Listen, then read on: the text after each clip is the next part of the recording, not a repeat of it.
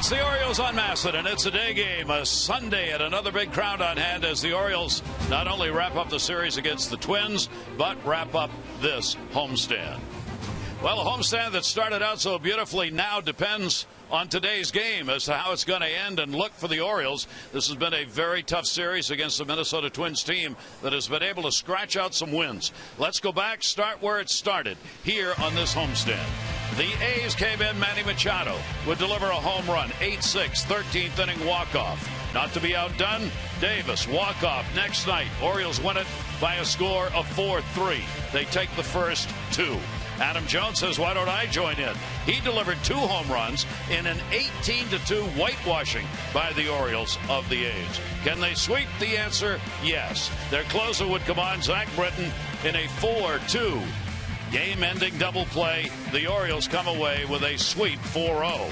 Then the Mets arrived in town. Jacob deGrom, one of the best pitchers in the game. He would have a tremendous night in a 5-3 Mets win. Urrutia, though, his first walk-off home run, his first home run, a 5-4 victory. The Orioles split the short 2-game series. Then came the Twins. Sano delivers. It would be a 15-2 ball game by the time the Twins were done hitting. Then game 2, Jepson came on, 3 strikeouts in the 9th, a 4-3 win. And last night, Buxton, RBI chance, his first in the majors, a 3-2 victory, and now a chance for the Twins to get the sweep. Mike Bordick, it has been a little bit of everything in this homestand. I'll say, it seems like we've laughed and we've cried with this team, but they need to get their focus right now. Today it's got to start. We said the same thing yesterday. The Twins are playing some really good baseball, and I think they caught the Orioles at this time when the Orioles were feeling pretty good. They swept the Oakland Athletics. They just got done facing 3 of the toughest pitchers in baseball, Sonny Gray, deGrom, and then Syndergaard, and came away with 2 out of 3 wins. So I think the Orioles started feeling pretty good about themselves. The Twins come into town. They got swept by the Yankees. So I think the Orioles maybe felt a little complacent, and the Twins continued their ball game, riding the hot hand of their starting rotation. They've had 3 outstanding starting performances, and the Orioles have just been swept away by these guys. They have not been able to find the Twins' number. Last night, the Twins manufactured their runs to beat the Orioles, and the Orioles just have to find a way to beat this team, and that might be enough to get them energized because this next road trip is going to be pretty tough for them. It's been very tough for the offense here in this series. The Orioles have not been able to score more than 3 runs in these games. 4 has been the magic number all year. We'll see if they can get there today. When we come back on a beautiful Sunday afternoon, Twins and Orioles, Game 4.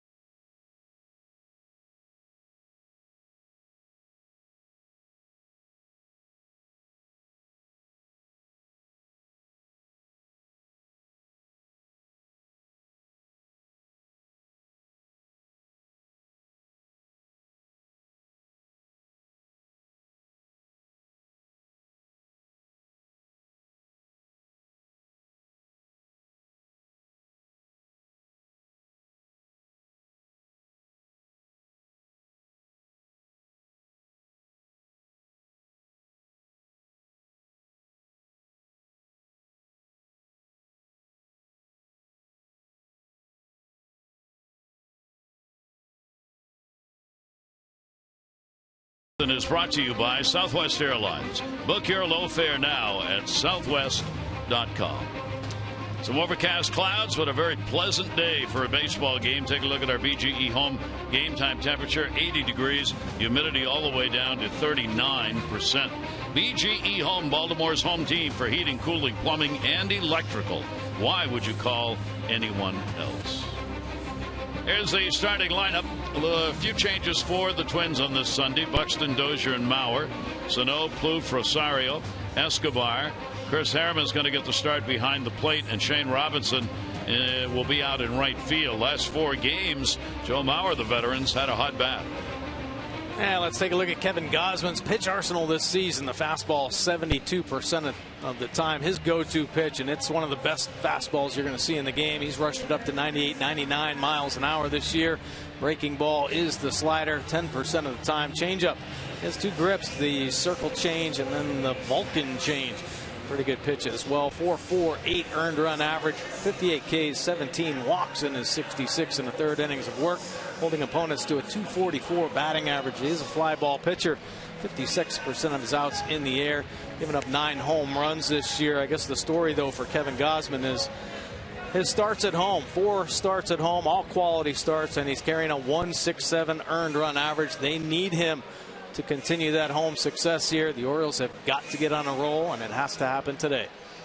The Orioles come in with the wild card chase now a game out. Toronto and Texas hold the wild card spots. The Angels are a half a game out. The Orioles are a game out, and this Minnesota team and Tampa Bay are just a game and a half out of the second wild card place. With the Orioles lost yesterday, 3 in a row now, they've fallen 6 behind the Yankees in the American League East. And we are ready to go. Buxton will lead it off. A 3-game hit streak for the youngster. He's had a 5 for 15 in this series. Gausman's delivery to him will be taken inside for a ball. And our Sunday game is underway. Here in this homestand for the Orioles, they have won 5 and lost 4. 1-0 delivery, and that will be outside for a ball, 2-0. Well, one of the big reasons why Kevin Gausman has had so much success here at home is his ability to locate the fastball. Last year, learning the zone with the heater. Can't blow it by hitters anymore, and you have to hit your spots. He's been driving it downhill and still maintaining that good velocity. And a 2-ball 1-strike count. Kevin works at a quick pace generally and is starting so here in this game. 2-1 delivery on the way, and that'll be in the inside corner for a strike. Buxton picking up his first major league RBI, and kind of neat that he asked his teammate Torrey Hunter to sign the ball as the run that he drove in. 2-2 delivery on the way, fouled off. Torrey said he had never done that before. He said, I was like, really? He said, I'm his first RBI. He said, I guess if Kirby Puckett had come to me and he had scored and I had driven him in, I probably would have gone to him and been excited too. All right. So Torrey signed the baseball, and Torrey's out of the ball game on the bench today. 2-2 delivery on the way will come inside. Jackknifes away from that one, and it'll take the count full, 3 balls and 2 strikes. We've talked about the impact that Torrey Hunter has had, even though offensively kind of slowing down here the second half of the season, but with these young players that they have, some really good young outfielders. Center field hit pretty well. Jones has got it lined up. And Adam on the warning track. Buxton is retired. We'll take a look at the Orioles defense this afternoon. Urrutia getting the start in left field. Jones and Parra will join him. Flaherty and Scope up the middle. Machado and Davis on the corners. Caleb Joseph behind the plate. Flaherty getting the start. J.J. Hardy's been banged up the last couple days. Groin's been bothering him. So Ryan Flaherty, who picked up and ended a big slump. He's 0 for 32, I believe. Picked up a base hit in the opener of this series. Hopefully he can get his bat on a roll. Here is Dozier, the second baseman. Ryan Dozier, a 1 for 6 lifetime off Gausman. Turns on that one and sends it back into the seats. Dozier, a 4 for 14. Long 4-game set. It's amazing how that one extra game just seems to be an eternity of times that you are seeing the same faces over and over again in the lineups. 0-1 delivery the other way, foul this time, and a 2-strike count. Yeah, it's tough. 4-game series are hard, and the Orioles are putting together a few of them here. Oakland A's came in for 4, then the Twins, and when they go off on the road, they play the Royals for 4. So you have to have the right mindset in those long series. 0-2 the count on Dozier. Infield playing him to pull. Set up outside. That's where it is and bounces. Against the Twins for Gausman, his 3rd career start. He's 0-2. ERA is 9 against them. He last faced them July 7. Target Field, gave up 8 runs, 7 hits in 3 2/3 innings in that ball game and took the loss. 1-2 pitch on the way. Dozier will take it. It'll miss maybe a little bit inside. For Kevin, coming into the ball game, 3-game losing streak. He's lost to the Angels, Seattle, and the Mets in his last 3 outings. Last win against Detroit on August 1. 2-2 pitch. Thought about it. Did he go? Whoa. Called out on a check swing. Gabe Morales. Dozier can't believe it. Going, what? Huh. Well, home plate umpire asked for help, and first base umpire rings him up. Appeared to hold up there. Day game. A little brighter out here. Call goes O's way. Well, the Orioles get a break on that one and an out. And here is Mauer. Mauer's going to be the DH after playing first base in the first 3 games. He's got a 4-game hit streak coming in. He has hit Gausman 4 for 5 times he's faced him. And we'll take the first pitch for a strike. Chris Conroy's our home plate umpire. Gabe Morales at first. Eric Cooper second. Crew chief Mark Carlson at third. Conroy, a pretty straight up umpire. Not a big advantage, pitchers or hitters, when it comes to defining that strike zone. 0-1 pitch on the way will be inside to Mauer. You see Caleb Joseph really trying to establish that fastball, get Kevin Gausman to work it in and out. He will start climbing the ladder with the heater as the game progresses. And make sure he has command of the fastball down at the bottom of the zone right now. 1-1 delivery on the way, and a looper down the line, and that falls in for a base hit. Rolling towards foul territory. Mauer's on his way to second base. Throw will not be in time. And that is what Mauer has done in the last 2 games of this series that he had not been able to do previously in the series or in other games, and that's get base hits the other way. He was fouling everything off down the left field line. Now he's gotten some hits to fall in. Yeah, he uses the whole field, has his whole career, and it doesn't take long for him to make the adjustments here.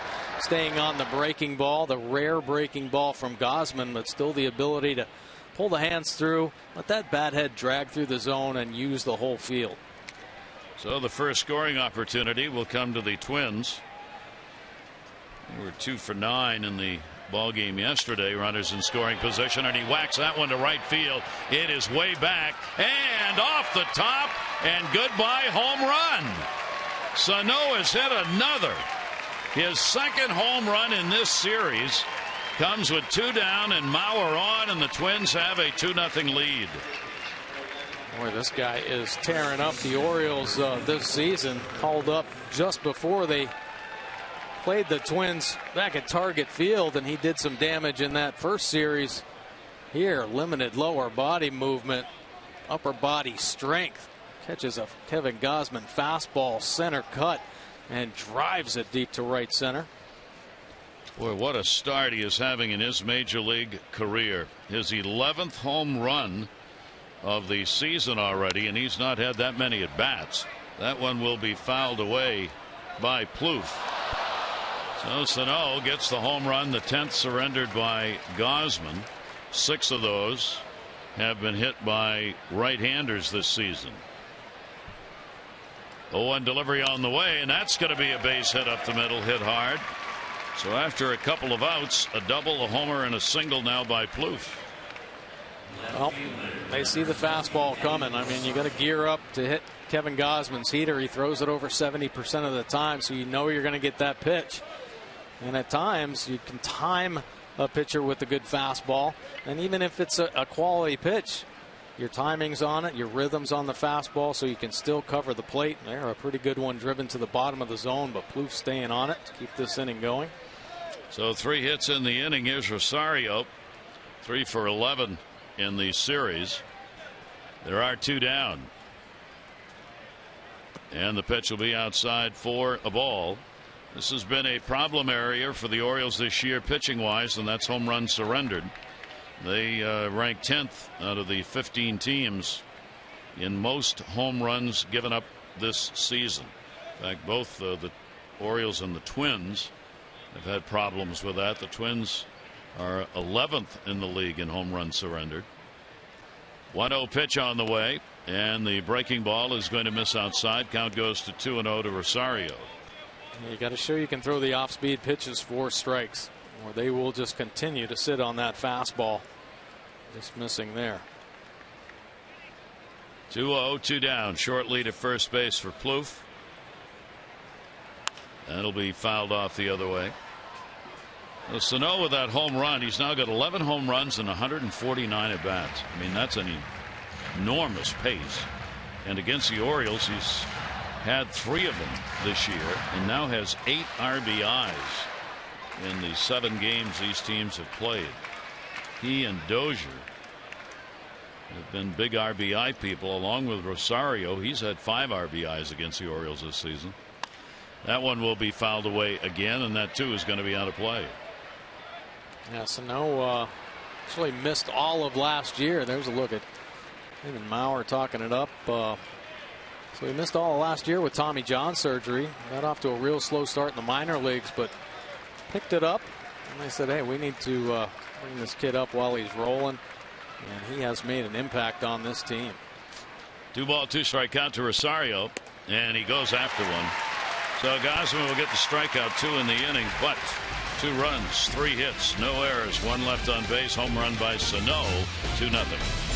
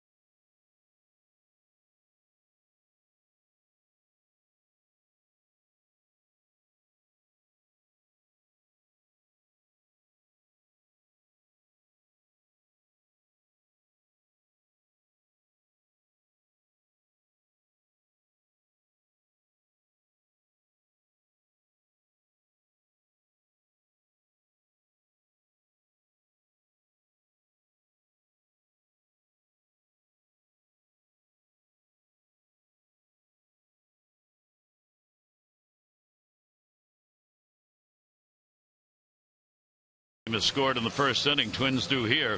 Take a look at the O's starting lineup, brought to you by Southwest. Book your low fare now at southwest.com.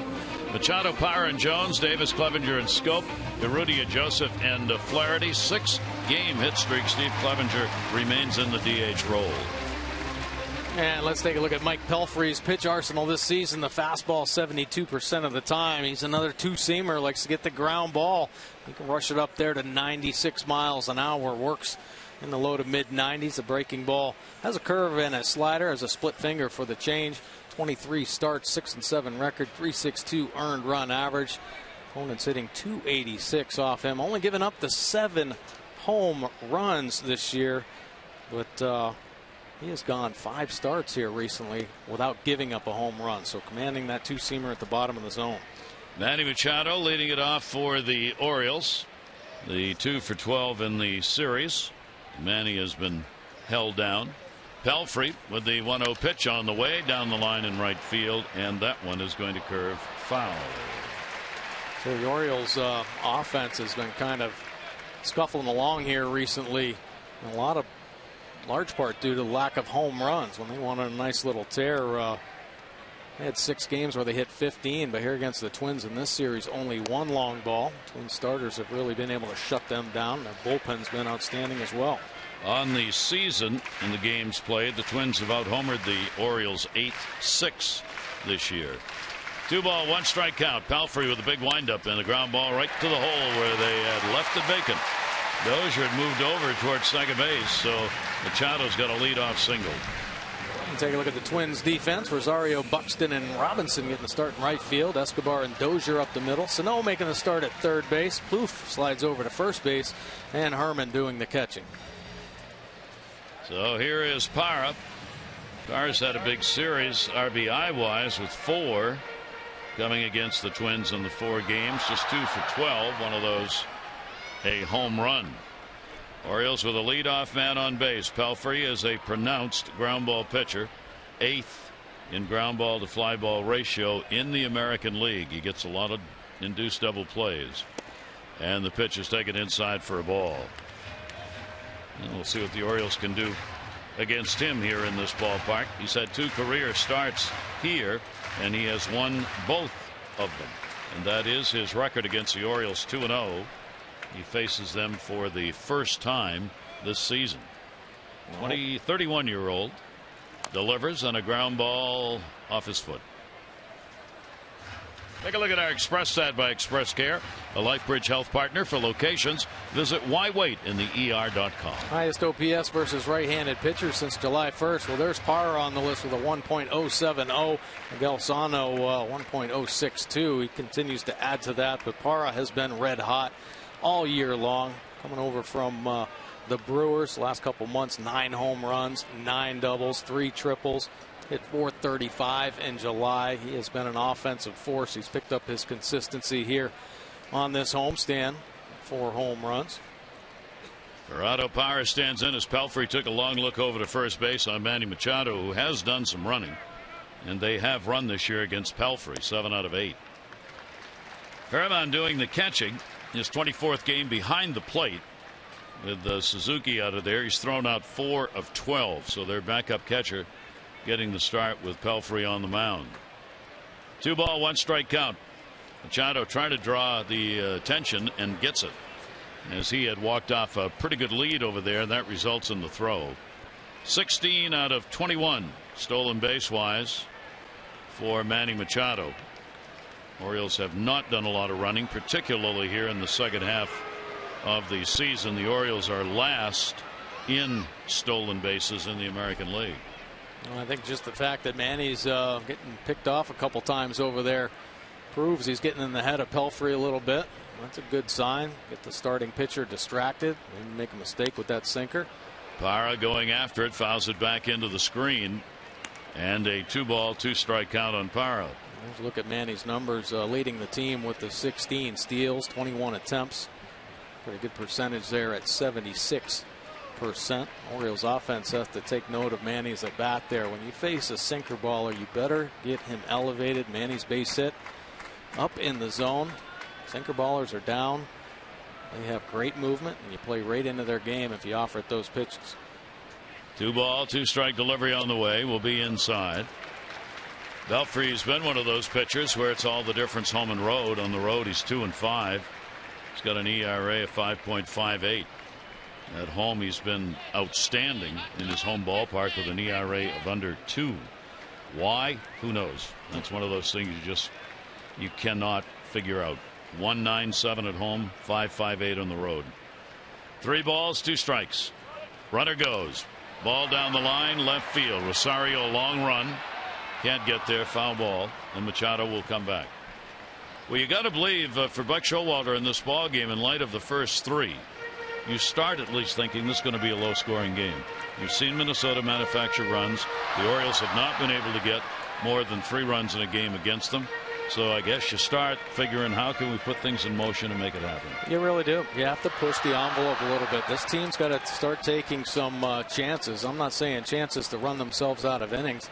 You know, educated chances, but maybe a little bit more than we've seen them do throughout this season. Their backs are against the wall right now. They have to be aggressive. Runner goes again. Parra, that one hurt him. Fouled it somewhere off the body and limps away. Chopped right down on top of that. A 2-seamer inside. Oh, back leg. Oh, my. That one hurt. Paris playing in his 21st game with the Orioles. He's had 5 home runs, 10 RBIs, 3 doubles, so 8 extra base hits. Hitting at .271 with the O's. And a 3-ball, 2-strike count. Very little breeze here at the start of the ball game today.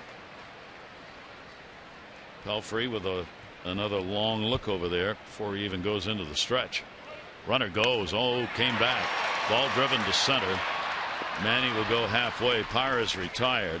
Buxton will get it back in.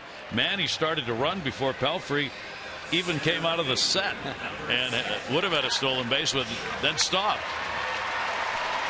Wouldn't have mattered anyway, and a fly ball out. All right, take a look at Manny's little jump right there. And then heading right back. Okay, I'll tell you right now, a lot of balls that are going to be hitting the air to this Twins outfield. Base runners better beware. A lot of speed. Buxton flies out there in center field. Their right fielder Robinson has tremendous speed, and Rosario in left covers some pretty good ground himself. That's a real base stealing outfield. Yeah. Here's Adam Jones. Adam, a couple of hits, 11 at bats in the series. Tough year for him against the Twins, hitting .208. Pelfrey's delivery is the off-speed pitch at 83 miles an hour. The pitch he's really trying to improve on is that splitter. He likes it as an off-speed pitch, as a breaking ball pitch, and as he's gained confidence in it, he has thrown more and more of those splitters. Well, it's definitely much more effective when it's down, and we've seen a lot of pitchers with good split fingers that have a little more velocity. Pelfrey uses it more like that changeup just to offset the timing of the hitters. He's not trying to make it look like a fastball and then dive out of the zone. It's just a slower pitch with better movement when it's down. And up to 92, so a 10-mile differential on the first 2 pitches to Adam Jones. Adam has 4 hits and 9 at-bats against Pelfrey. Well, Pelfrey's last 12 games have had only 1 win. He's had 1 win, 5 losses, and 6 no decisions in his last dozen ball games. But since the All-Star break, not bad. 1-1 ERA of 2.55. So it's I mean, he's got a bunch of numbers that are all over the place. Pick a point and they'll tell you a different story about how he's pitching, or pick a location, home or on the road, and you get a different story. Well, you know, are the games he's been knocked around a little bit. The sinker wasn't sinking, leaving it up in the zone. Most sinker ballers could probably get away with that one pitch if they're working it at the bottom of the zone. So hard to get it elevated. So there's some luck involved as well. You know, you want to pitch to contact, and if the positioning is okay, defense will make the plays behind you. On occasion, if the ball's elevated, they'll find the holes with the hits. Pelfrey out of Wichita, Kansas. 0-2 count. Still a good lead at first. Runner not going. And Jones will get one to the gap. It'll fall in for a base hit. Cut off. Adam heads to third base where the throw's going to come. They do get the cutoff man, though, so Jones has to stay. So Manny Machado goes to third. Jones a single. And the Orioles first and third. Nice base running there by Manny Machado. Take a look at Adam Jones. 2 strikes now. A little slider that stays up on the plate. Puts it on the end of the bat, so it drops out in front of both Rosario and Buxton. And Manny reads that. The depth of the ball played an important role in him heading on to third base. Orioles threatening here with just the 1 out. Orioles had a 2 for 8 in the ball game yesterday. Runners in scoring position. They get a shot at it here with Chris Davis coming up. First and third, only 1 away, and this is where Pelfrey will be looking to induce one of those double plays. He's had 24 double plays that he has pitched into, tied with Kyle Gibson, his teammate, for the major league lead in ground ball double plays induced. Davis, of course, a pronounced fly ball hitter against a pronounced ground ball pitcher. Advantage over the history of the game in these situations goes to the hitter. First and third, pitch on the way, and it'll be taken for a strike. Chris has been on base 19 straight games. During that time, he's had 9 home runs, 18 RBIs in those 19 games, and is hitting .348. Whoa. 0-1. Look over to the lead runner, Machado at third. Well, that's a long hold. Tough for the hitter when gets right to that point of where you're almost frozen. Our Maryland Live Casino inside the numbers. Yeah, 10 or more home runs and a 300 or higher batting average since the All-Star break. Cruz and Gonzalez at the top. But there's Chris Davis, 15 homers, 323 batting average. He has been on a tremendous tear, not only with the power numbers, getting his base hits. He's had 40 hits, 124 second half at bats. I think this second half is kind of looking like Chris Davis's first half back in 2013 when he flipped out 37 home runs. So he's on a nice little roll, and he can really pick this offense up down the stretch. 0-2 pitch, and he's gone. High strike called. Pelfrey will get a very big strikeout, and this is where the Orioles have been hurting. Buck Showalter's talked about it. Seemingly after every one of the first 3 games, they get scoring chances, and they get them early in the ball game, and they can't get a run off. Yeah, and important opportunities early in a ball game for the Orioles. Really can help take the wind out of an opposing team's sail if you can put some runs across early, and they've had their chances, but then haven't been able to capitalize. Steve Clevenger with a 6-game hit streak. First and third, 2 down. Clevenger, he's brought him home of late. Ooh, there's an off-speed pitch at 69. Steve's gone 5 for 10 with runners in scoring position. He's coming back up for the Orioles, and continues to have that DH role against the right-handers, replacing Paredes, who had been in the top 10 average with runners in scoring position for much of the year, but has tailed off. 0-1 pitch on the way, and Pelfrey's outside. So typically the lefties on Pelfrey will look for that ball up and out over. Primarily the sinker baller will work on that outer third and then try to expand the plate off that outer edge. Now Davis, he worked him up and in with that 2-seam fastball, but typical lefties will try to stay away. Almost as many throws to first base as there have been to the plate by Pelfrey here in the first inning. Even with 2 down, first and third, he's throwing over on Jones, which is all right with the Orioles, and particularly Clevenger. Right. See if he can get something better to hit. He asks for the timeout, steps out, and Pelfrey will go to the back of the mound. Now, you know, inside the game a little bit, there are a lot of times when hitters, if a pitcher starts throwing over, especially certain counts. Now, this 1-1 count might be an opportune time for Pelfrey to mix in that split finger or an off-speed pitch. So he wants to get that runner at first base, take a step back, and then flip up the off-speed pitch. That is in there for a strike. Came in at 93. That certainly wasn't an off-speed pitch. One of the best fastballs, 93 miles an hour. That's about where he'll be, is 93, 94 mile an hour fastball. 1 ball, 2 strike count with 2 down. Twins have a 2-0 lead. Orioles have a chance to cut into that right here. 1-2 the count. Machado and Jones, their leads. The off-speed pitch towards second base. Force out at second. That's where Dozier goes to Escobar. And on the hard slide by Jones, little contact, but he is all right. So no runs on 2 hits, no errors, and 2 are left on base. 1 complete with the Twins on top.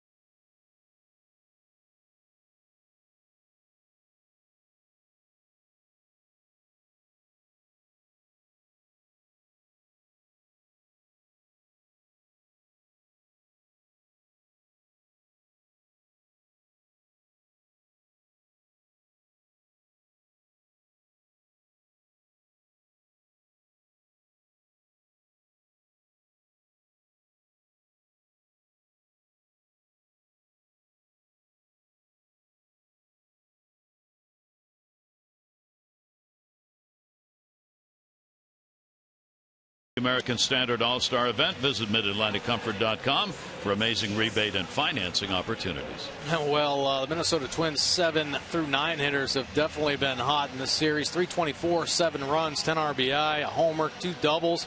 The Orioles want a chance. They got to slow the bottom of this lineup down. The Orioles, of course, this season not so hot against the Twins. 0-6 record, 3 runs or less in all 6 games. Gausman will face the bottom third. Escobar 4 for 8 and an RBI in this series, leading it off. Escobar 250 on the season now, and playing a pretty good shortstop. They may have finally found someone to play short and finish out the season on a regular daily basis. I like what he's doing. He is 1 for 5 off Gausman. 1-0 delivery down to first base. That'll be played by Davis to the bag. 1 away. Leadoff man retired. When the Birds return home after the upcoming road trip, postseason race heats up at Oriole Park. And you'll have the Rays coming in. Big 3-game set Monday, August 31. On Tuesday, September 1, Ollie's Bargain Night presented by Ollie's Bargain Outlet. All upper reserves $10. Orioles.com or 888-848-BIRD for tickets.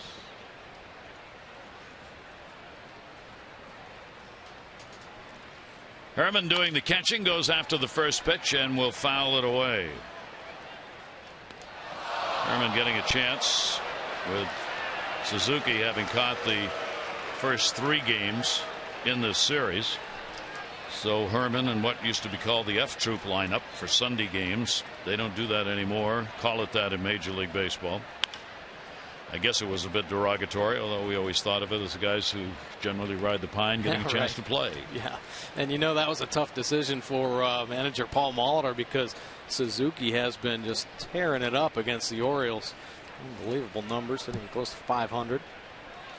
Here's the 0-2 delivery on the way, and that'll be popped up third base side, and there'll be no play on it. It'll be back. As we said, Herman this is his 24th game as a starting catcher. He came up on August 7 from AAA, where he was hitting .260 with a home run and 6 RBIs. He can play right, left, DH, first base, and catch. 0-2 pitch on the way to him, and again popped up, this time playable. Manny Machado wants it. Shortstop wants it too. And the play will be made by Flaherty.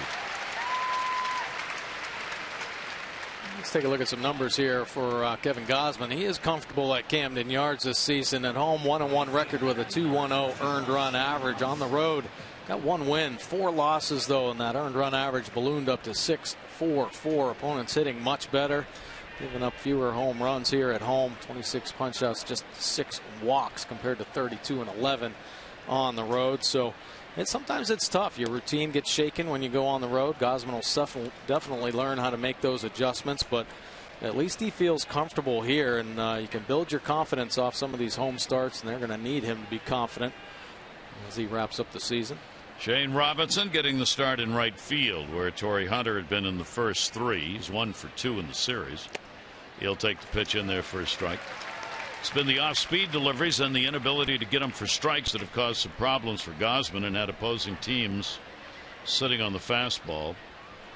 He only gets 55% of his off-speed pitches for strikes coming into this game.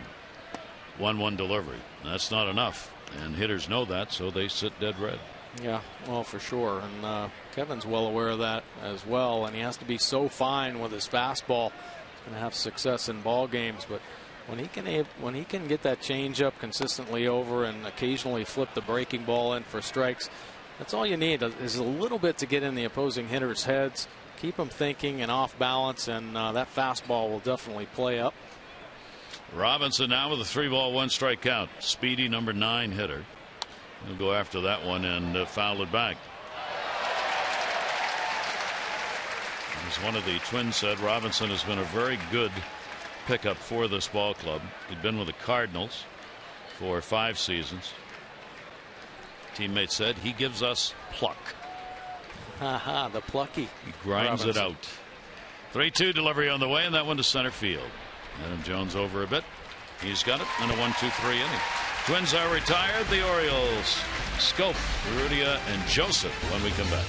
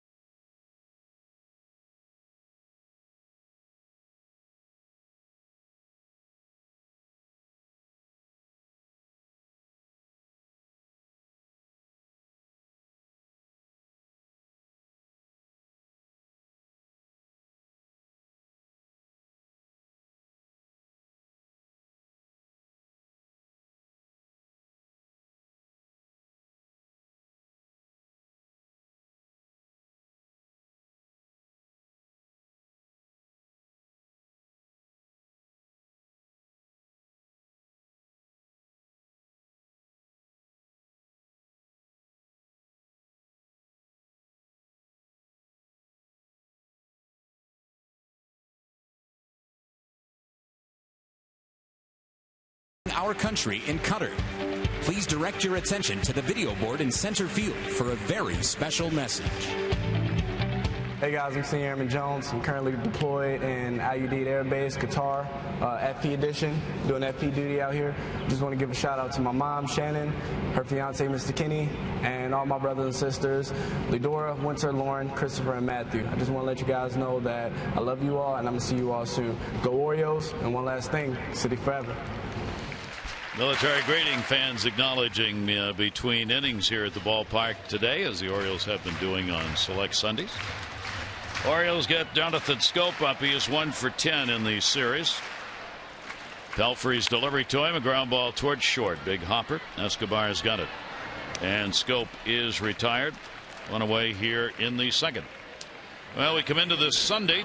The Yankees still leading, but only by a half game over Toronto, 6 over the Orioles. The Central, Kansas City next on the schedule for the Orioles, 12.5 over Minnesota. Houston's got a 4-game lead over Texas, 4.5 over the Angels. The Mets still 5 up in the Nationals. The Cardinals 3.5 over the Pirates now. All of a sudden that's getting interesting. And for the Dodgers, neither they nor the Giants playing particularly well. Dodgers lead the Giants by a 1.5 games. Urrutia, 4-game hit streak and 4 for 7 in the series. And takes it for a strike. Henry Urrutia has been on fire since being recalled. 4-game hit streak, 429 home run. That home run is first of his career and a walk-off at that. 3 RBI as well. 0-1 delivery to him will be outside. Pelfrey recognizing a hot bat standing in there at the plate right now. Joseph waiting on deck. Orioles have lost all 6 to Minnesota this year. Go back another year and it's been 7 in a row. Won by the Twins over the O's. That's a fair ball. That's a fair ball. That's still a fair ball. It's a base hit.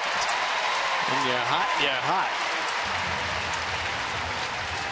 Sometimes that might be all it takes to ignite a team. A split finger off the end of the bat, and it looks like it's going to hook off the grass and into foul territory. But once it hits the chalk, it says, no, no, no. I want to stay in fair territory. Let the birds out a little bit. Base hit.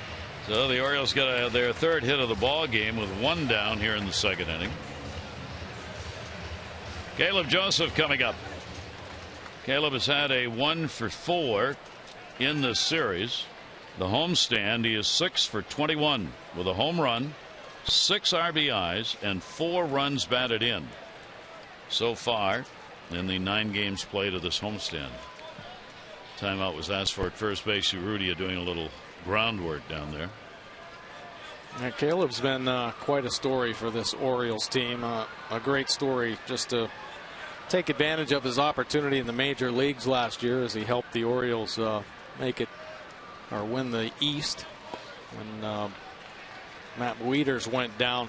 But offensively, he's been so impressive. Look at his numbers here in July, 242 with a couple homers. August, he's really started to pick it up, 311, the 4 home runs and 13 RBI. But average wise, he's made huge jump in his average from last year. All the production is up for Caleb Joseph, so the experience he got under his belt has helped him not only defensively handling the pitching staff, but offensively feels much more comfortable at the plate, and the production shows. He's hitting .368 with runners in scoring position. Last year he hit .218. Now that's a jump. 2-0 count, runner on at first base. Pitch to Joseph and we foul back.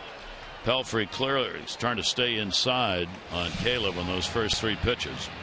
And the count goes to 2-1. Flaherty is waiting on deck. The Orioles 10-10 now in the month of August. Minnesota's gone 9-12 so far this month. The Twins will get the day off tomorrow, then play 3 against Tampa Bay. The Orioles, of course, fly out to Kansas City, start a 4-game set tomorrow in KC. 2-1 pitch. Joseph this time works outside, misses with it, and a 3-ball, 1 strike count. Like that, and this might be one of those great opportunities since Caleb Joseph seeing the ball well, putting it in play hard, get Urrutia going and try to spark this offense. 3-1 strike count. Urrutia not a big lead at first, but a throw over anyway, and he kind of steps back on the bag easily. Caleb Joseph looking down to third, Bobby Dickerson, to see whether or not the runner might be moving here on a 3-1 strike count. Pelfrey takes a lot of looks over there before he goes into the stretch. 3-1 delivery, runner not going, and a foul ball. He got on top of that one, and it's just outside of third base. So the count goes full, 3 balls and 2 strikes. Kansas City, by the way, will be playing at Boston today. They've got Edison Volquez against Eduardo Rodriguez in that ball game. Alex Gordon, who's been out with a groin injury, is starting a rehab assignment at AAA today. Do not expect him back during the Orioles series, but we'll see. 3-2 count. Runner goes. And to right field. And a diving catch made. Throw to first for 2. Can't get it. Robinson with that speed in the outfield, able to get over on a sinking line drive to get the out. Wow, that is an impressive play by Robinson.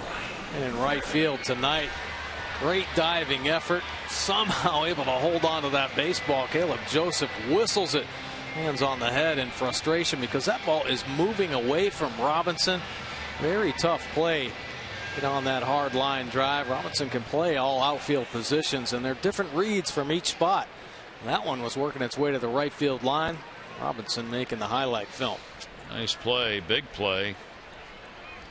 One of those you just don't want to lose sight of. It's first and third, 1 out. If he doesn't get it, it's first and 2 down because he did. Here's Ryan Flaherty. Flaherty getting out of his hitless streak, 1 for 1 in the series. That one drilled to right field. Robinson going back. This one's going to come off the wall hard. Throw will come into second base. Over to third base goes Urrutia. So Ryan Flaherty sees the first one, and off the scoreboard it came. I like that swing from Ryan Flaherty. Base hit in the first game of this series. Might have won them one to make him feel a little bit more comfortable. High 2-seam fastball. He's able to get on top of and hammer off the wall. Well played once again by Robinson, getting him back into the infield. Once again, Orioles threatening with runners at first and third. Make it happen. Same situation they had in the first inning. Davis struck out. Clevenger hit into a fielder's choice. Now they get Manny Machado. First and third at 2 down. Manny had a base hit his first time up. Machado .296 in these situations for the Orioles.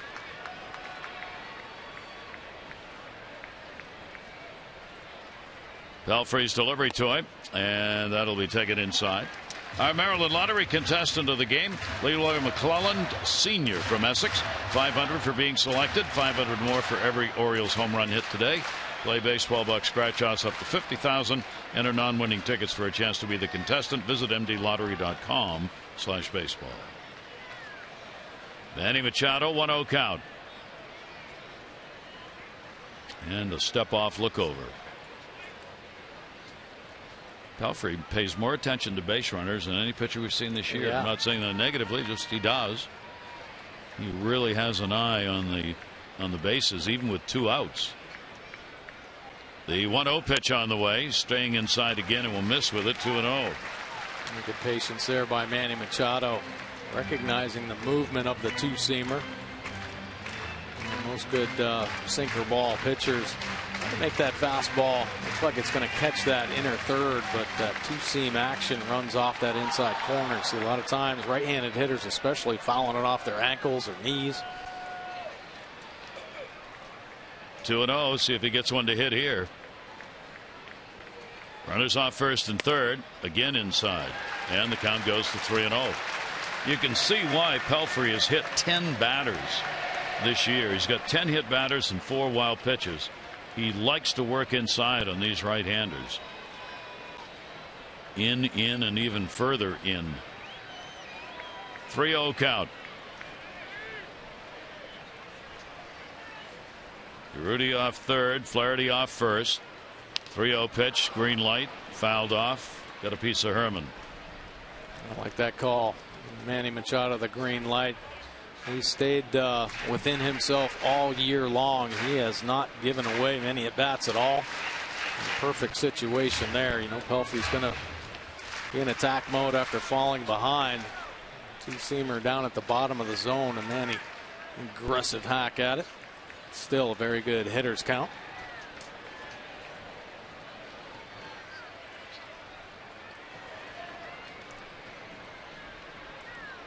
Three and one. Pelfrey's delivery to him, and that's going to be foul back. So Pelfrey comes back to get the count full. 3 balls and 2 strikes on Manny Machado. A couple of fans just arriving. Yeah, they were on a date last night. Clearly just came directly to the ballpark. Wow. Certainly draws the attention of security, I'll tell you that. Machado at 3 and 2.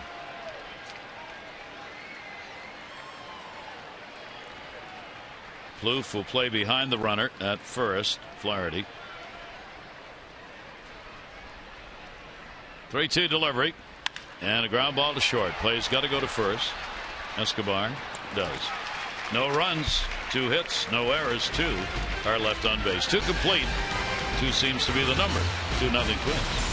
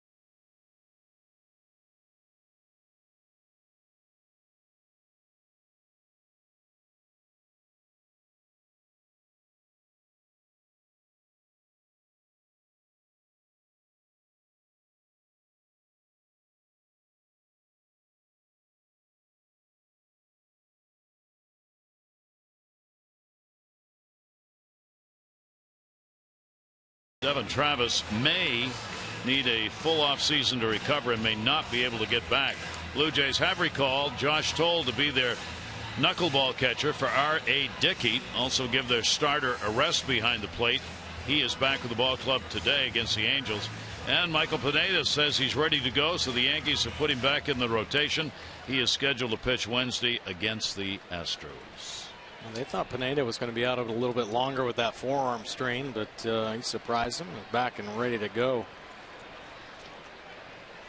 Yankees down 2-1 to Cleveland early in their game today. Pitch will be taken inside for a ball. Toronto trying to gain that first place spot. They got there for one day and then lost it to the Yankees again. 1-0 delivery on the way, will be taken inside. Buxton at the top of the order. He flied out to center field his first time up and has a 2-0 count started here. Pitch on the way, line to center field. Jones going back. It was hit right at him. He goes right straight back and hauls it in. Celebrate the 20th anniversary of Cal Jr.'s historic 21-31 here at the Yard on September 1. Baseball's Iron Man throws out the ceremonial first pitch before the 7:05 game against the Rays. Good seats remain for this big AL East matchup. Tickets at Orioles.com or 888-848-BIRD. 20 years, Lord. Right? I thought it was like just last yesterday, week. Yesterday, yes. Here is Dozier, a strikeout victim. Infield shifts around on him. Gosman's pitch will be taken away. Dozier 269 on the year against the Orioles, couple of home runs and 7 RBIs.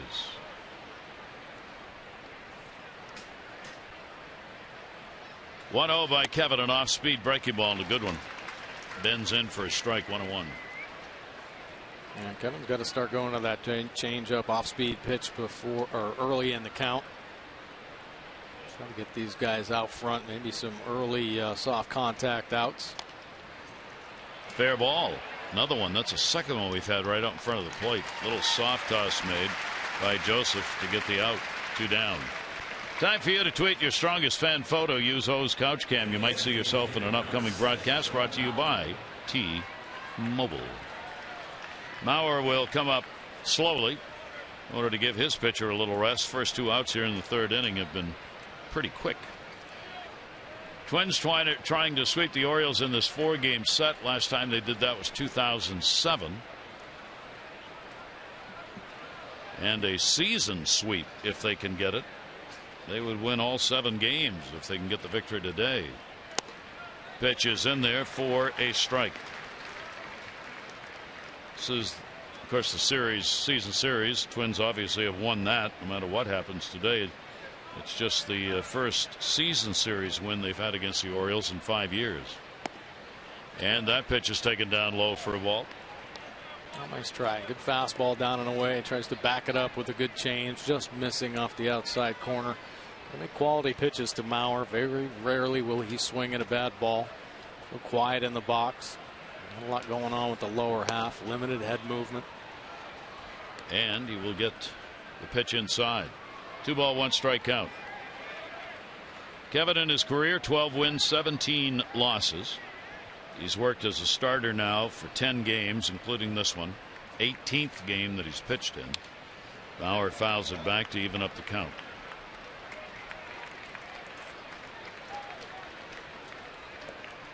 Only 24 years old, still learning the lines on the mound, and the Orioles, obviously the expectations very high for Kevin Gausman for the future in the rotation. Swing and a miss. High heater got him. So he retires the side in order. 7 in a row. Set down by Gausman. Twins got the runs in the first. 2-0.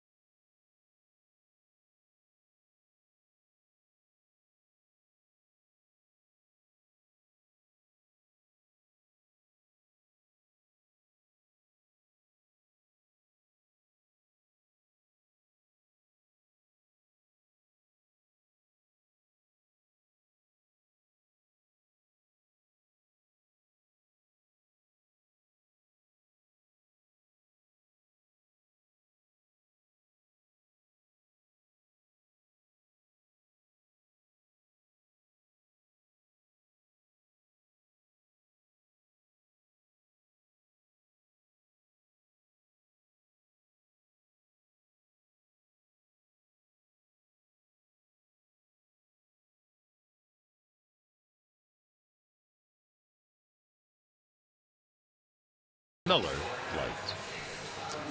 Great seeing here at the ballpark on this Sunday afternoon. The Orioles 62-60. Twins have worked their way back to and above the 500 mark. 62-61.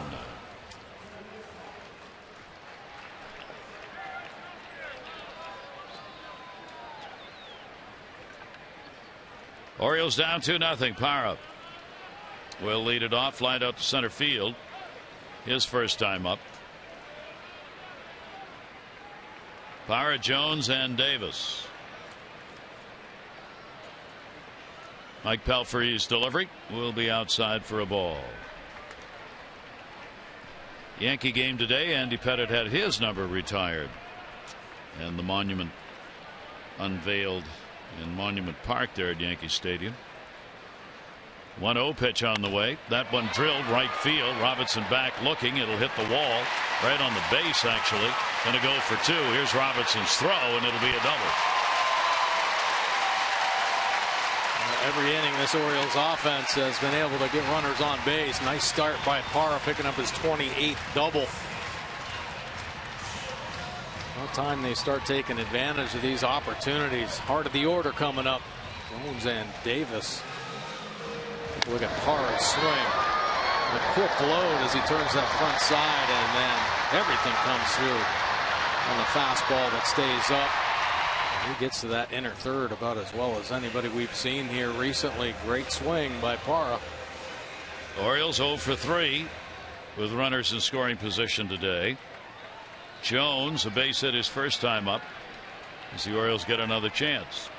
Dozier will hold Parra close with the right-handed hitter up.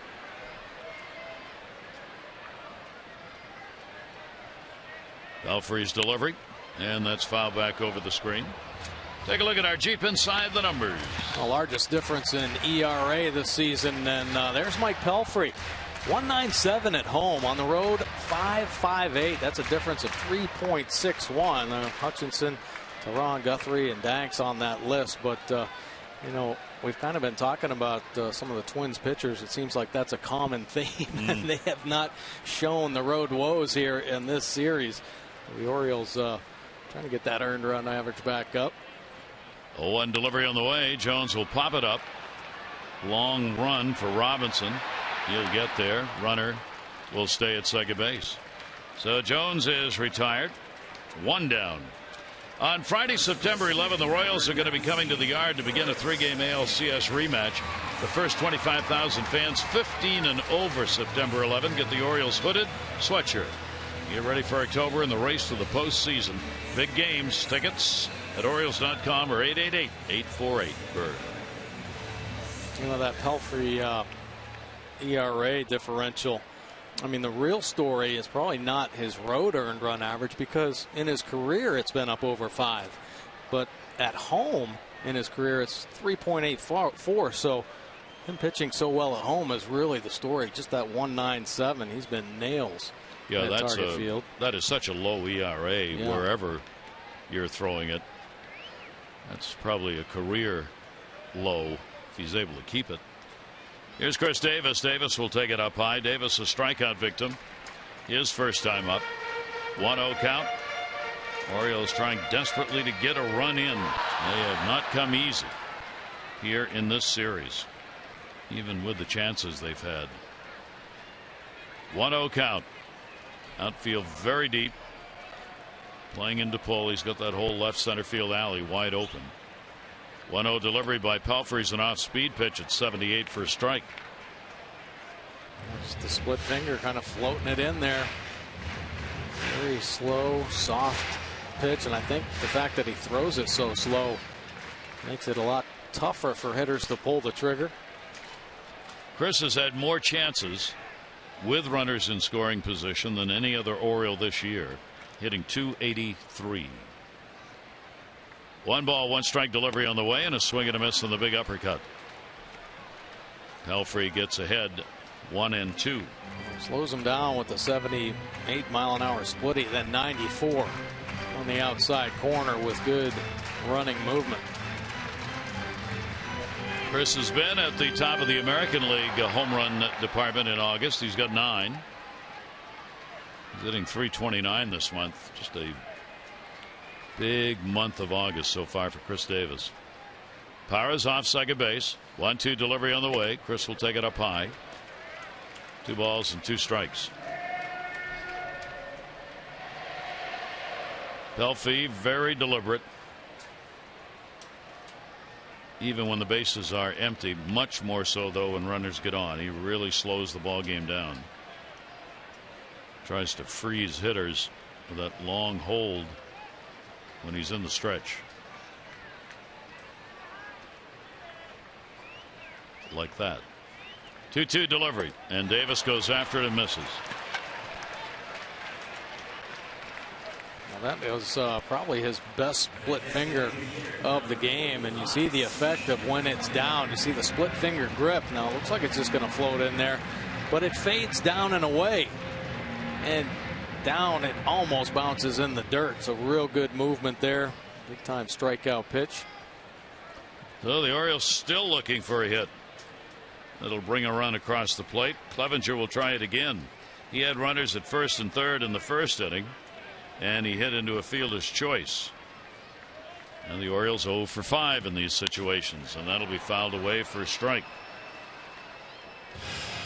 Orioles here at home still with a real good record of 37 and 24 on the year. Best home record in the American League belongs to Houston. They've won 44 games at home.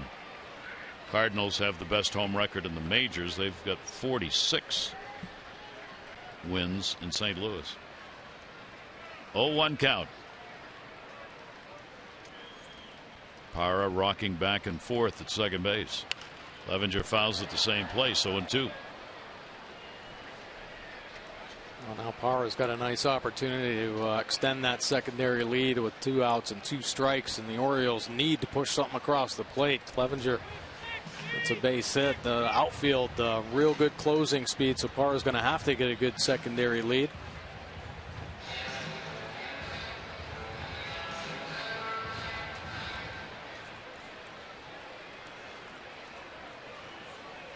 Belfry 0-2. Parra taking a look behind him where Escobar is holding him close.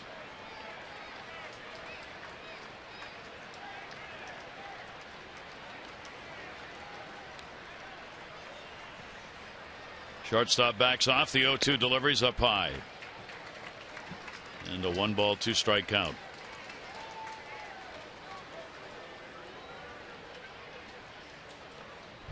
Belfry can lull you to sleep. Part of his game plan, I think. Yep. Different pitchers obviously work differently, and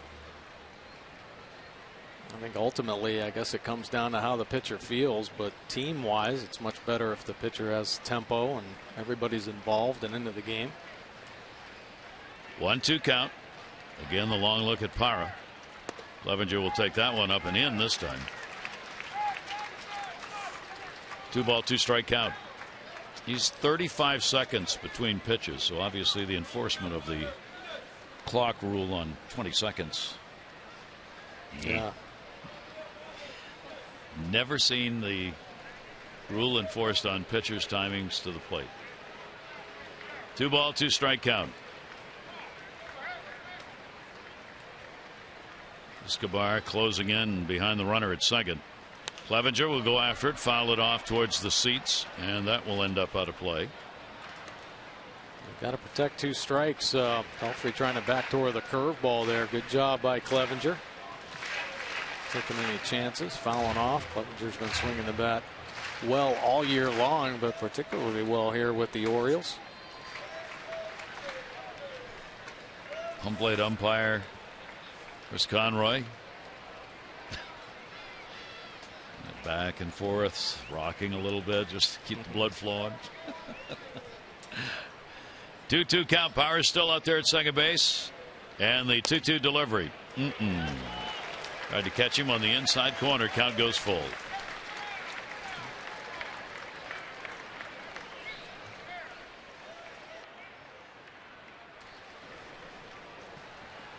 See, even the position players kind of walking around, leaning a little bit, blowing on the fingers, checking out the glove, a little bit of everything. 3-2 the count.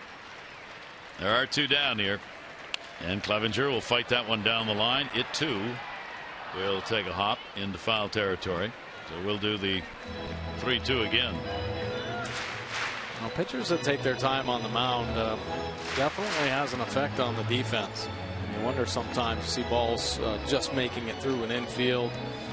You know that, trust me, the infielders want to make every play, but when it takes so long in between pitches and And it's ball one, ball two, and next thing you know, it's a full count. And that have the same energy in their feet to react for a play for a pitcher that takes a while. But when you have that good tempo and you keep the game crisp and flowing, you're attacking the strike zone. Trust me, everybody wants to make a play for you. And he lost him. So there's the first walk surrendered by Palfrey, and the Orioles have runners on at first and second with 2 down.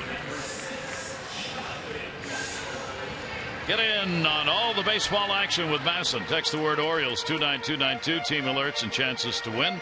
Exclusive prizes all season. Meet and greets included with your favorite players. Orioles 29292 for those alerts you can't miss. Jonathan Scope. Scope grounded out his first time up. 265. Runners in scoring position this year for the Orioles. Second baseman. 2 on and 2 down. Well, that's a common phrase. You've said it the first 3 innings now with the Orioles. 2 on and 2 down. They have left 4. 0-1 the count. Taking a look at the Indians-Yankee game that's going on right now. I saw a note that A-Rod hitting 159 in August coming into today's game is the lowest monthly average ever for him in his career. For the moment, anyway.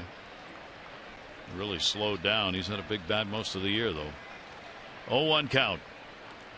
And that's going to be a base hit into right field. Robinson's got an arm, going to wave him home. Parra coming to the plate. Here's the throw off the mark, and nowhere else to go. And the Orioles come through. Jonathan Scope, the RBI base hit 2-1. Boy, what a nice piece of hitting right there from Jonathan Scope. On a sinker ball, you're really trying to protect that inner third and boring in two-seam fastball. But this one on the outside corner, and he stays on it. Look at the head position. Great bat angle, rifling it to right field. Nice base running here as the Orioles finally able to put a mark on the board. Parra with the secondary lead. Off he goes. Dickerson, no hesitation. He's going to be scoring. Clevenger behind him on his way into third base. Base running by the Orioles. So Jonathan's got 25 RBIs in 50 games for the Orioles this year. And the Orioles make it a 2-1 ball game and a chance to do more. Urrutia has had a base hit. Runners at first and third. 2 down. Henry Urrutia, a chance to tie it up on a base hit. Runners off first and third. And Urrutia on the off-speed delivery out of his shoes on the 66. That's eephus speed right there. 66 miles an hour. Comes floating in, slow pitch softball style, and Urrutia's eyes get big. That's an aggressive cut on that pitch, but strike one. 0-1 the count. Orioles picked up 6 hits to the 3 for the Twins. 0-1 delivery on the way. Urrutia will take it inside for a ball. See Mike Pelfrey versus lefties this season. The fastball 74% of the time. He's been working it both in and out to the lefties. Occasional breaking ball. Tried to backdoor a couple curve balls to Clevenger there. And then, of course, the split finger he's been flipping up 17% of the time. 1-1. Urrutia off the plate to third. Sano's throw is going to be in time. The Orioles will get a run. 2 hits, no errors. 2 are left on base. 1-run ball game now. The Twins lead it.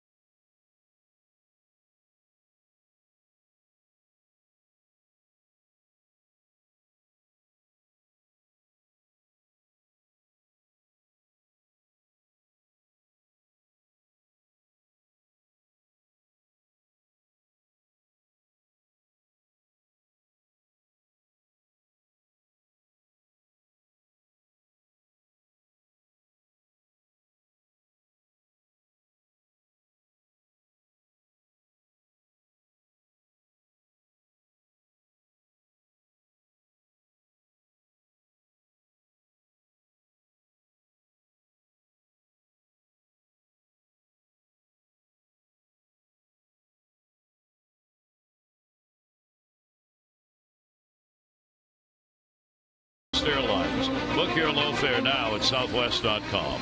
And by the new movie, No Escape, in theaters everywhere Wednesday.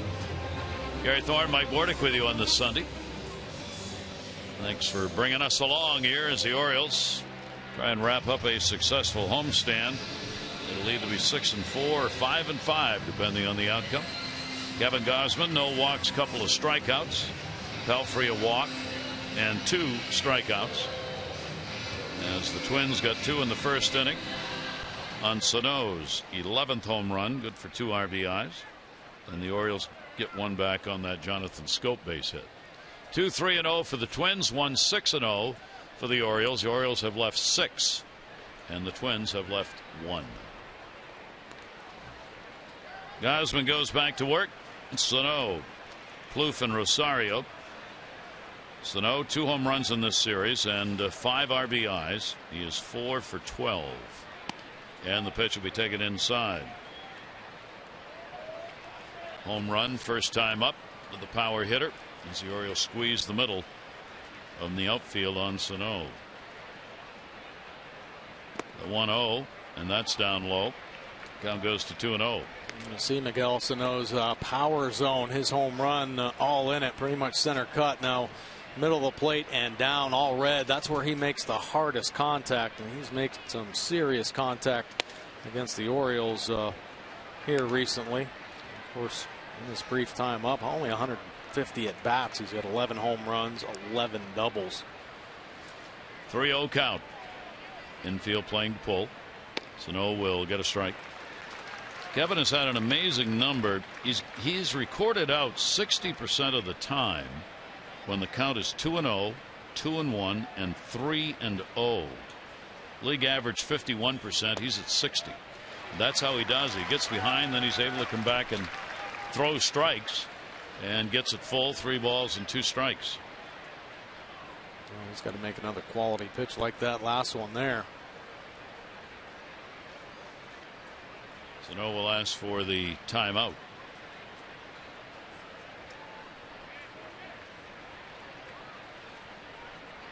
Right-hander, full count. Sano goes after it, and there's another one of those. 3-0 count, and he strikes him out. 2 Ks in a row for Gausman. This is a great changeup.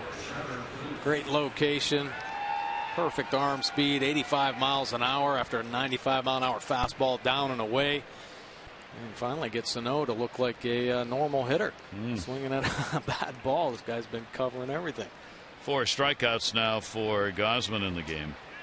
Here's Plouffe, who picked up a base hit his first time up. He'll take the pitch for a ball. Plouffe against the Orioles this season has hit .261. 1-0 pitch to him, another one that's going to miss outside, and the count will go to 2-0. Slider, slurve. Yeah, well, that's more of a slurve, I guess. Yep.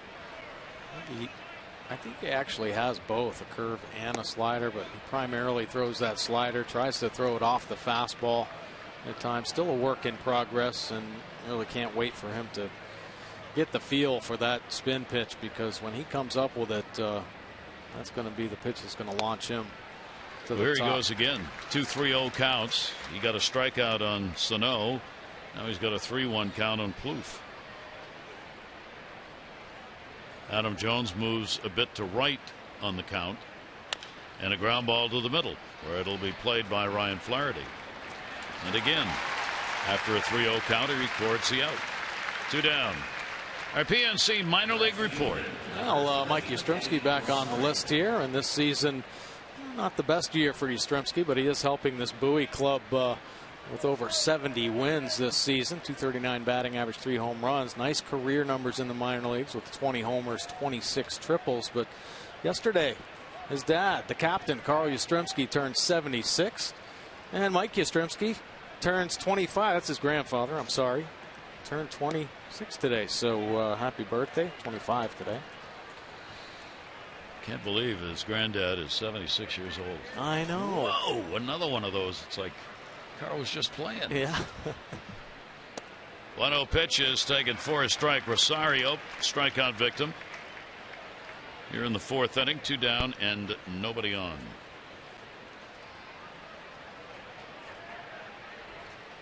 One delivery by Gausman and fooled him on that one. 1-2. Yeah, really nice change there. Caleb starting to get a feel for that pitch, and Gausman as well. So Caleb calling it earlier in the count. 1-2 delivery on the way. Ground ball, second base. Big hop. Jonathan Scope stays with it and records the out. A 1-2-3 inning, and it's 3 1-2-3s in a row. On to do-ups, Joseph, Flaherty, and Machado.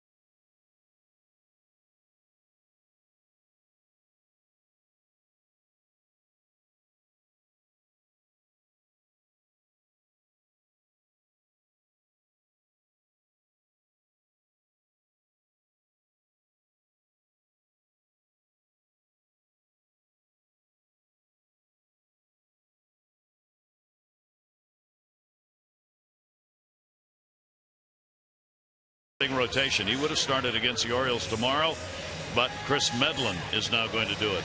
Adrian Beltre at this moment is playing in his 2,528th game. It is the all-time record for a native player from the Dominican Republic. Julio Franco had held the record prior to today.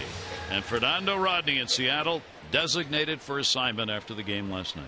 Yeah, Rodney, some struggles this year. That earned run average up over 5, and I think we've been able to see Adrian Beltre play for a long time now. One of the best players you're going to see in the game. Great third baseman. Has had a sensational career. Here is Caleb Joseph to lead it off. Joseph flied out to right first time up, robbed of a hit by Robinson. Beltre is not one to speak, period. Says little, works hard. Not a lot to say about anything, especially about himself. But when he was told yesterday that he was going to break the mark, he actually almost broke down, and he said, I am honored that I'll have that record tomorrow. It means a lot to me for my country, the Dominican Republic. It was nice. Yeah, really impressive stuff there.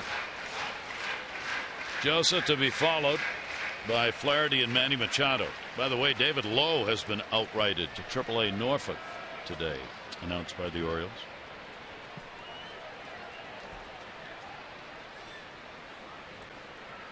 Belfry with the 0-2. And Caleb again will fight it off.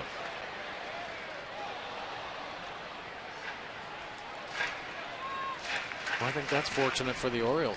You know, they were in hopes that David Lowe would do some things to help this team turn things around, but the Orioles kind of searching a little bit right now for more consistency in left field, a little bit more power, but they've still got David Lowe. We'll certainly see him soon. Souvenir the other way. 0-2 count. September 1, of course, call up date when you can expand the rosters, do what you need to help.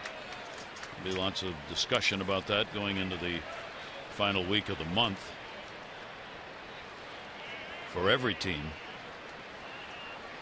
Joseph fighting off some 0-2 pitches here. Caleb will foul that one off. stays in foul territory, and the count stays at 2 strikes. Here in this series, where the Twins have won all 6 this year, they've outscored the Orioles now 41-16. Orioles ERA against Minnesota this year is 6.5. The Twins ERA against the Orioles 2.5. Belfry will try it again, and Joseph will take the pitch up high, 1-2. Sometimes, some years, teams have your number. It just seems like when the Orioles play the Twins, everything goes in their favor. They execute every situation, it seems, perfectly. 1-2 delivery again. Will go to short. Short hop. Escobar in the pick. And Joseph is retired on a 7-pitch at bat. On Saturday, September 12th, the Orioles take on the Royals. 1:05 afternoon game. That's Saturday, September 12th.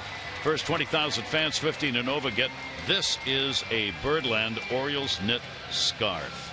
Tickets are available. Orioles.com or 888-848-BIRD. Hard to believe we're talking about September. It's not that far away. 23rd of August here. Ryan Flaherty, a base hit, his first time up.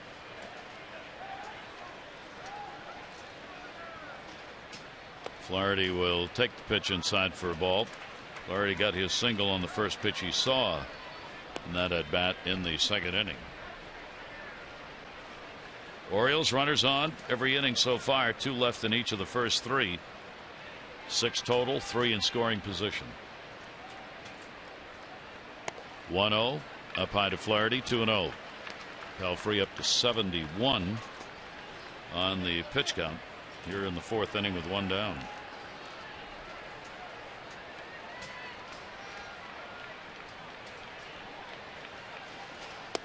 (2-0) inside. Flaherty's got the count his way now, 3-0. J.J. Hardy over in the Orioles dugout right now. Last couple days a little banged up. Groin bothering him a little bit. 3-0 pitch on the way. But Showalter said before the game, would he give J.J. Hardy 3-4 days off in a row? He hesitated. Said probably not. Said if it goes that far, it'll be the DL. But we don't think there's a DL problem right now. So hopefully that won't happen. And that's a strike on the inside corner. So from 3-0 to 3-2. I'm not liking that. 3-1, you're looking for your cookie. And the catcher setting up.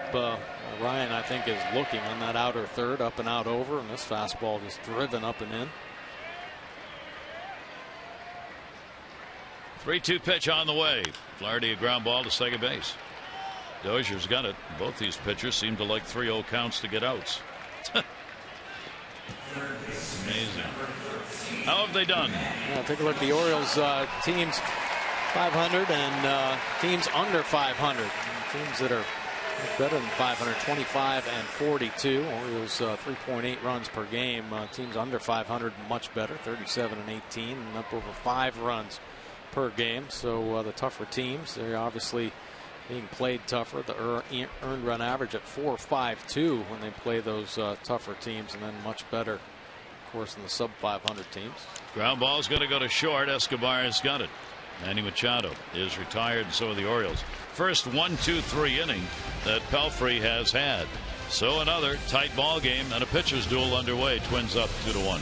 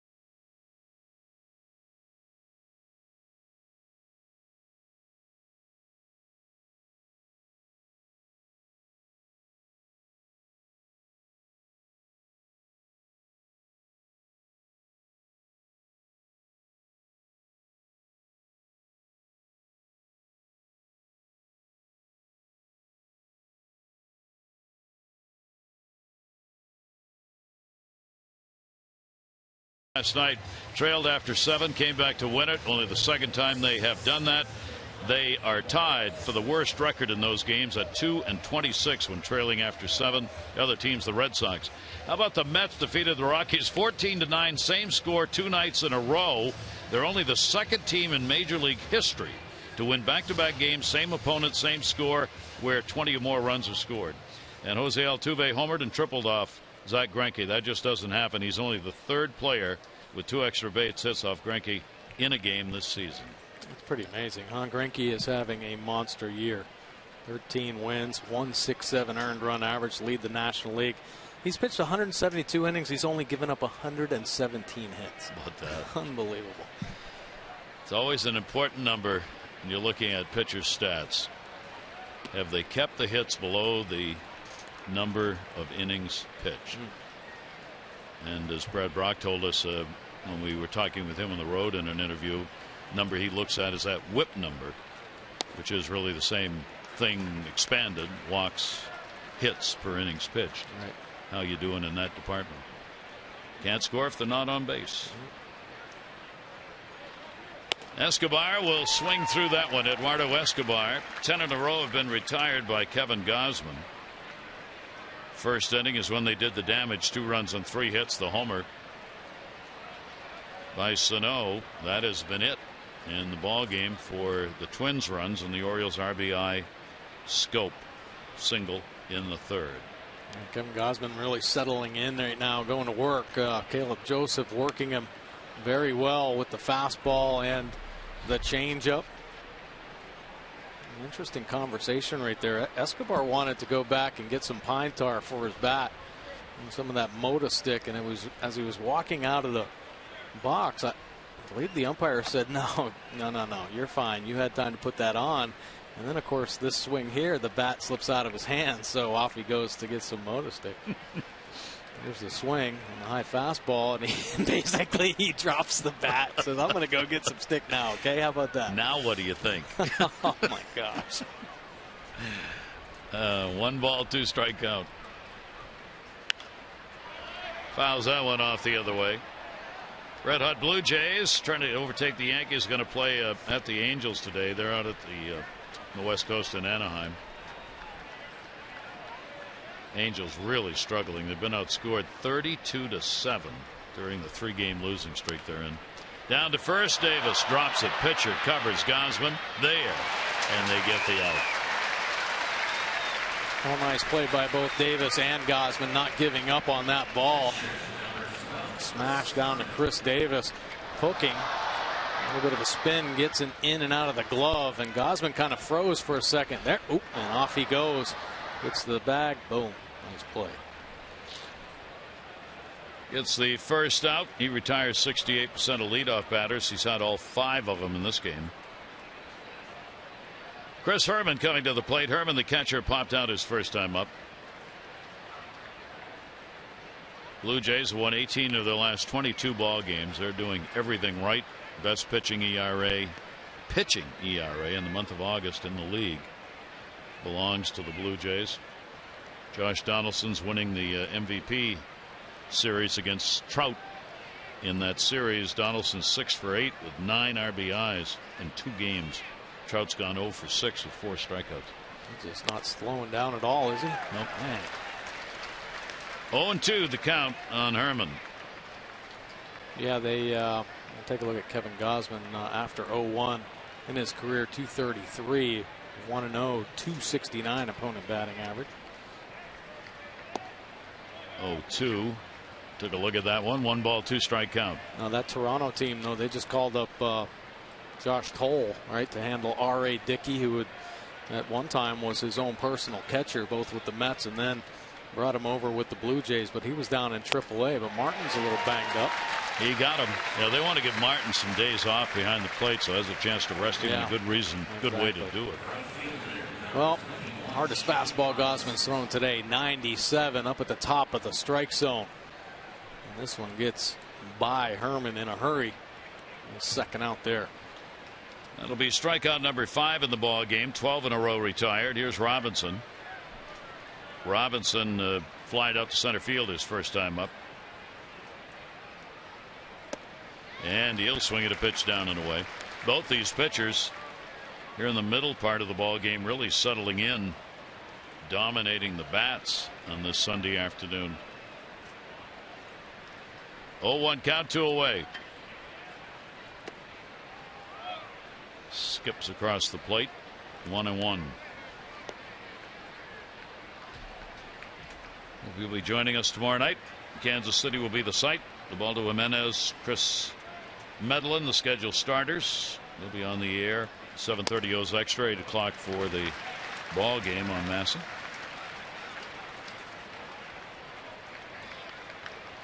And very potentially, well, not potentially, it's going to be a tough road trip, even if the Orioles win all of them 15-2. Yeah. Because you're going up against Kansas City for 4 and Texas for 3.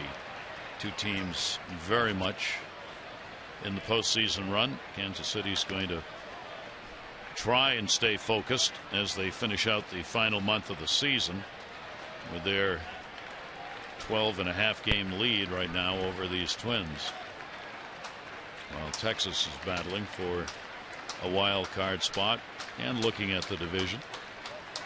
2-2 delivery on the way. It's going to be foul back. Texas is only 4 games behind Houston. Both of those teams are playing real well. Houston 7 out of their last 10. Texas 8 out of their last 10.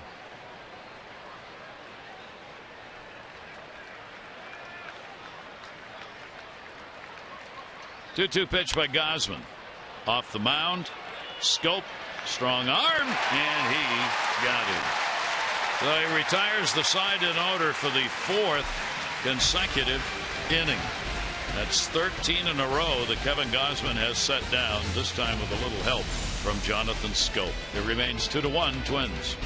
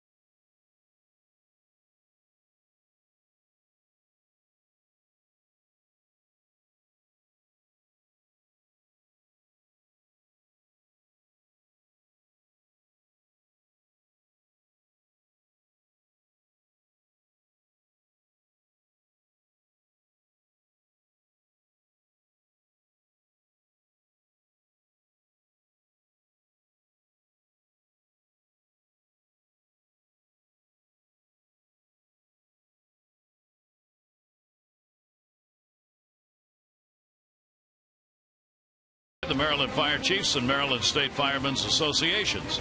Email mdfirevolunteer@gmail.com to volunteer with your local fire, rescue, and EMS. Great day in the Inner Harbor and at the ballpark. Here at Camden Yards today, lots of blue sky, 80 degrees when we started. Light wind, very light, blowing out towards center a bit. And another good crowd on hand and yet another tight game. Pelfrey has walked 1, struck out 2. Parra will lead it off. He scored the Orioles run, leading off the 3rd inning with a double. Jonathan Scope brought him home later with a single. This is a tapper playing Pepper with the pitcher, and there's 1 out. Your favorite Orioles are back with their favorite dogs and cats. It's the 16 Orioles Pet Calendar. Proceeds from this brand new 16-month calendar benefit Barks, the Baltimore Animal Rescue and Care Shelter. The calendars are available right now at Oriole Park, or the official Orioles team store in York, PA, or you can order yours at Orioles.com/pet calendar. Do you have a dog? I do. What do you got? I have a little spaniel. A spaniel? Yeah. Oh. Yeah. Very nice. Rudy. My little dog Rudy. What's the name? Rudy. Rudy. You know, like Rudy Rudiger, the Yes. Notre Dame football fame? player. Yeah. Yeah. Yeah, this little dog does not have the same kind of life that Rudy Rudiger had. No, he Doesn't just sleep lays in the there. steam room. He just lays there. Doesn't do anything. Jones will take the pitch inside for a ball. He has singled and flied out. 1 ball, 1 strike count on Adam. Orioles have out hit the Twins 6-3, but the Twins have been able to take advantage of that first inning opportunity when Sano delivered the 2-out homer after Mauer had a 2-out double. And that pitch is down low. 2-1.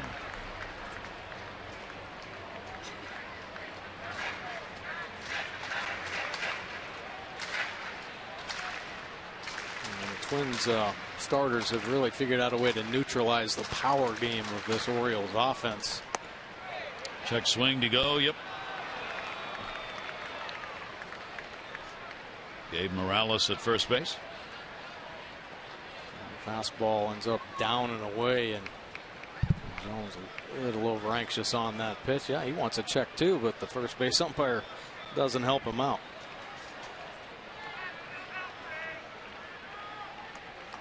Two ball, 2 strike count. And there's a base hit into right field. Adam Jones 2 for 3 in the ball game, couple of singles. This one comes with 1 away in the 5th inning and puts the potential tying run on. That's really the kind of approach you have to have if you're trying to pull Pelfrey and that sinker is working. He's going to get the ground balls like he's been doing this ball game. Stay inside, try to get him elevated. And those 2-seamers that flatten out in the middle and top of the zone. Those have been a nice job picking up their base hits the other way. So here's Chris Davis. Chris has struck out twice in the ball game. Jones, pretty good lead at first. Davis will swing through it. And an 0-1 count. Chris on top in the American League when it comes to the strikeouts. However, he is also right now tied for second in home runs. He and Josh Donaldson have 34. Nelson Cruz 37. Donaldson's the first major leaguer to reach 100 RBIs. And Chris Davis is second in the league at 89. Wait a second. Now, it was just like 3 days ago they were both tied. Well, we were looking at those numbers Donaldson's had in that series. He's got, what, 8 or 9 RBIs in the last 2 games? Unbelievable. 0-2 count on Davis, and the infield will go into the full shift.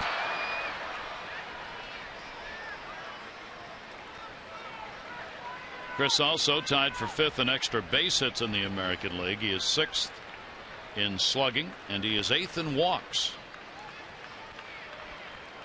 0-2 count. And way outside.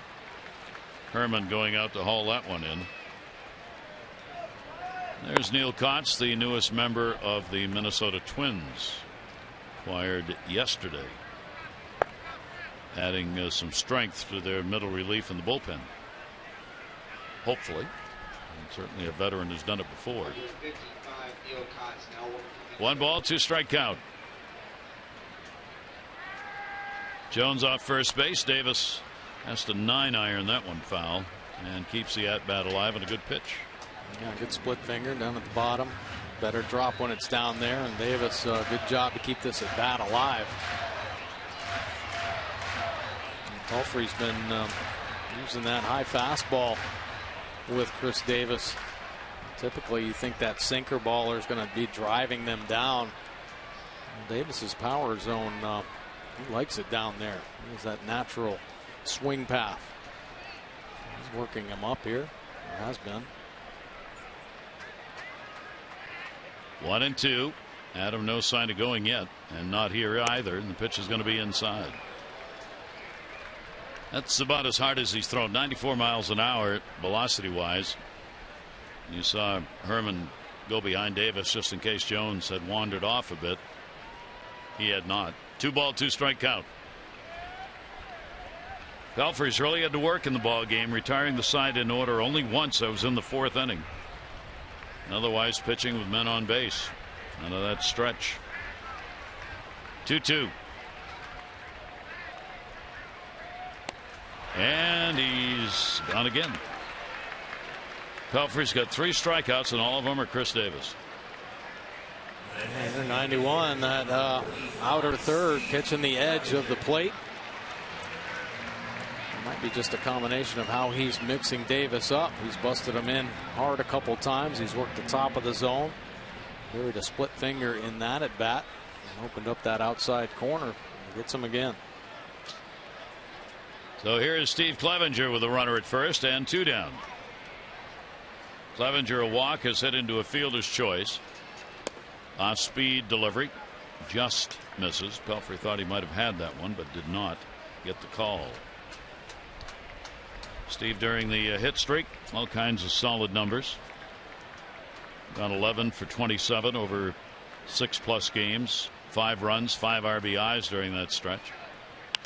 He'll foul that one off the other way, and that's what Pelfrey's had him doing in the first 2 at bats. A lot of foul balls to the left side, then comes in to get him.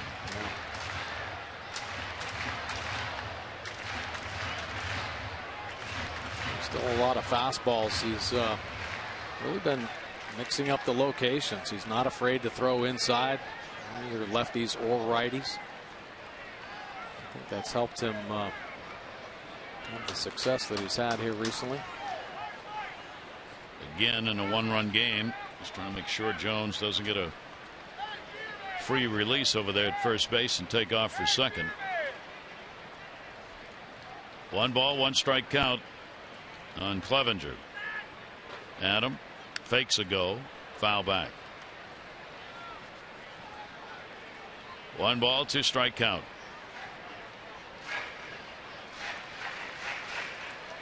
Pelfrey's thrown over 100 in the last 2 starts, crossing the 90 pitch mark here in this inning. He was a first-round selection by the Mets back in 2005. Mets thought he was going to be a part of their rotation for a long time to come. Ended up free agent with the Twins. That'll go to left field near the warning track. Racing, reaching, can't get it. And it goes into the seats, and that's a break for the Twins.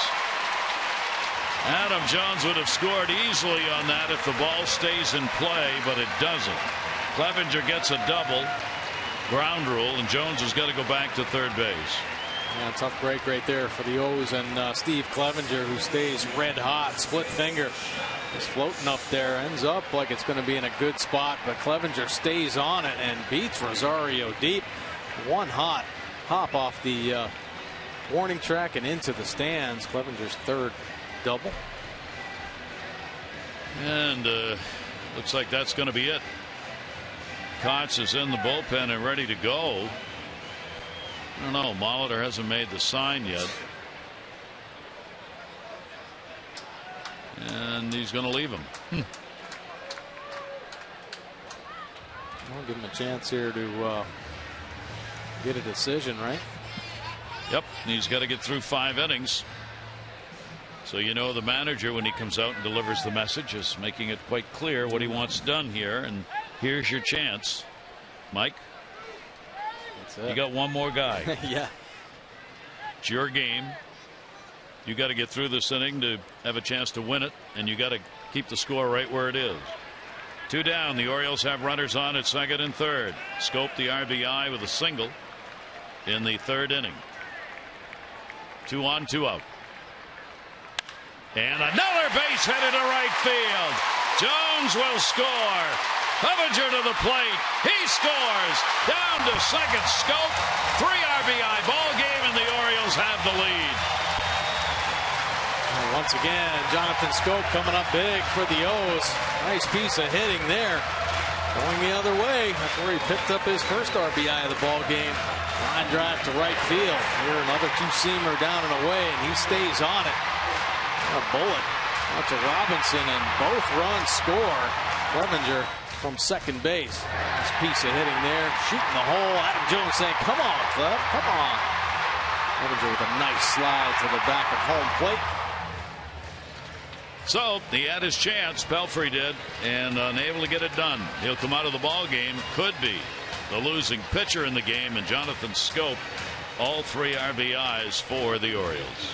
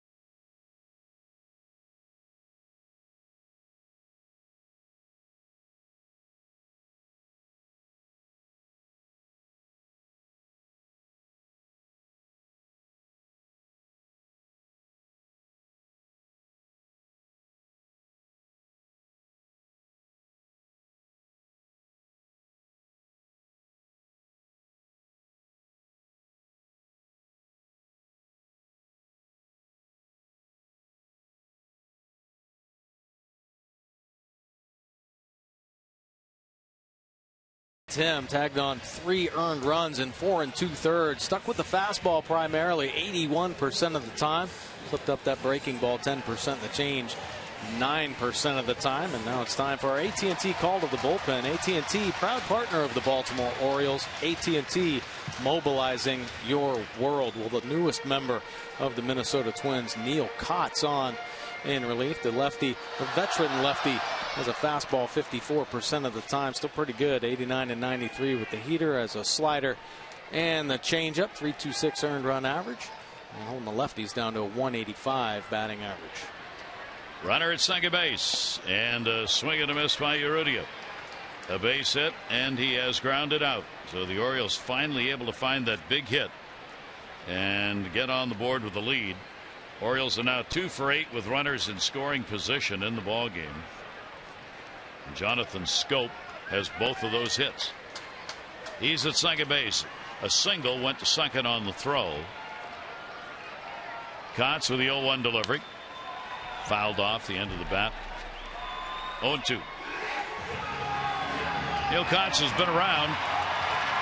Veteran, 10 major league seasons plus. White Sox, Cubs, Texas, then Milwaukee. The deal involving a player to be named later.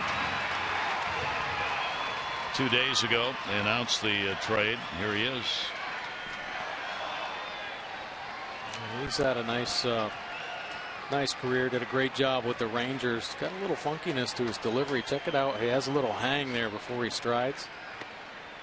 Kind of sets or breaks the timing of hitters, and really that's what pitching is all about. Disturb that rhythm and timing. Urrutia trying to get another run in. Jonathan Schoop at second base. 9 hits for the Orioles.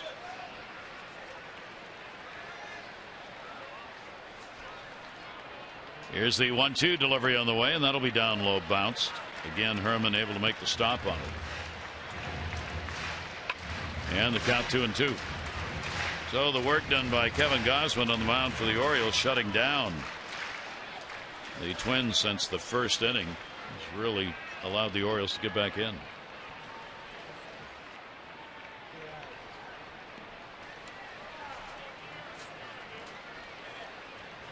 Here's the 2-2 delivery, and that one's going to be fouled back. That one stayed up a little bit. Rudy really wanted to jump on that one. Yeah, well, that home run he hit, the walk-off home run, was an elevated pitch as well, and he got on it and hammered it over the left field wall. 2 balls, 2 strikes again, outfield deep. Scope trying to get a big lead at second, does, and that pitch is away. So a 3-ball, 2-strike count here in the 5th inning. The Orioles 2 runs in, leading it by a score of 3-2. But as they've seen, never enough. This Twins ball club has battled back in this series from late deficits to win games. And the 3-2 delivery on the way. Rudy to center field. Buxton is there and hauls it in. The Orioles, though, get a couple of runs, 3 hits, 1 left on, and for the first time the O's lead it 3-2.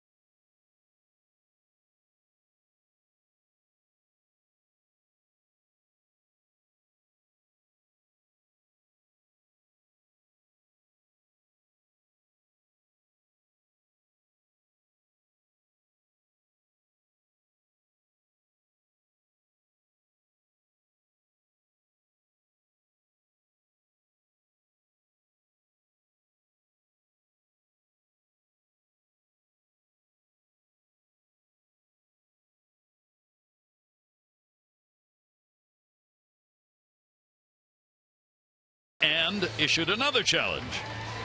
Hi, I'm Adam Jones. And I'm Jet Ruiz. We accept the Ice Bucket Challenge from the Miami Marlins. Get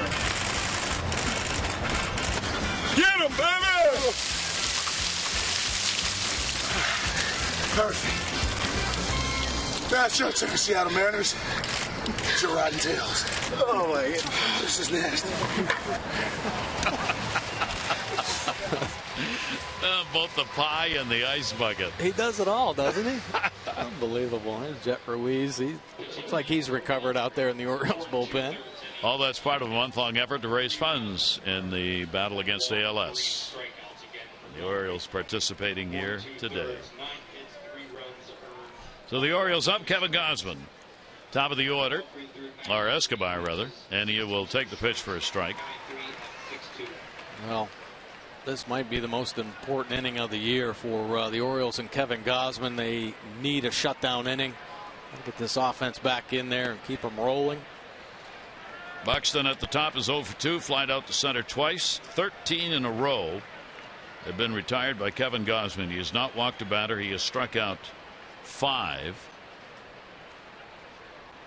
and been in charge since the first inning. 1-1 delivery. Right-handers chasing those pitches away, and the count goes to 1-2 on Buxton. Nice breaking ball there from Gausman. Worked it on the plate and then just off, down and away. Inside out, pop up. Davis. He's got it. 1 away in the 6th inning.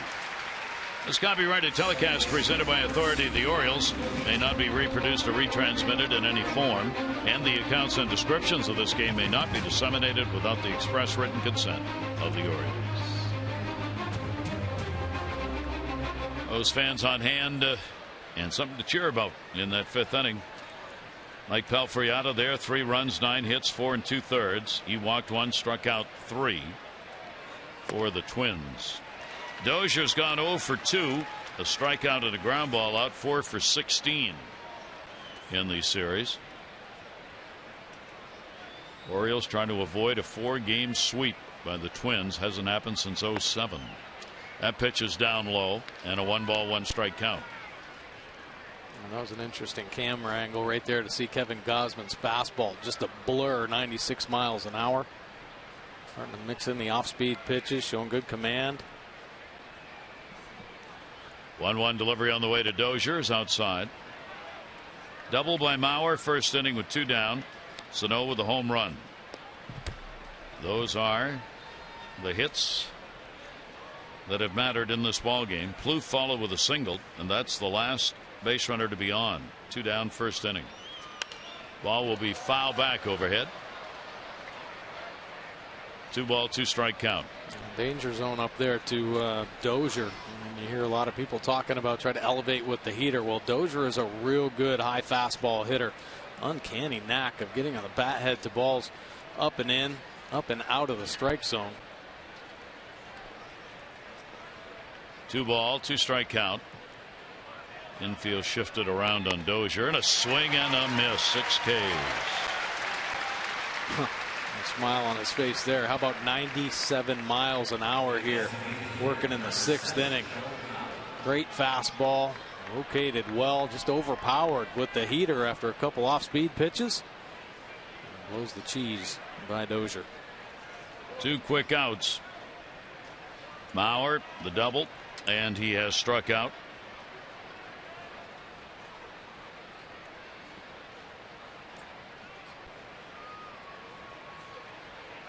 DHing in the ball game. 320 against the Orioles this season, which is just about what his career numbers are against the Orioles batting average. 1-0 count with 2 away. Mauer will chop it. Gausman will field it. And another 1-2-3 inning. What a job he is doing. 16 in a row have been retired by Kevin Gausman.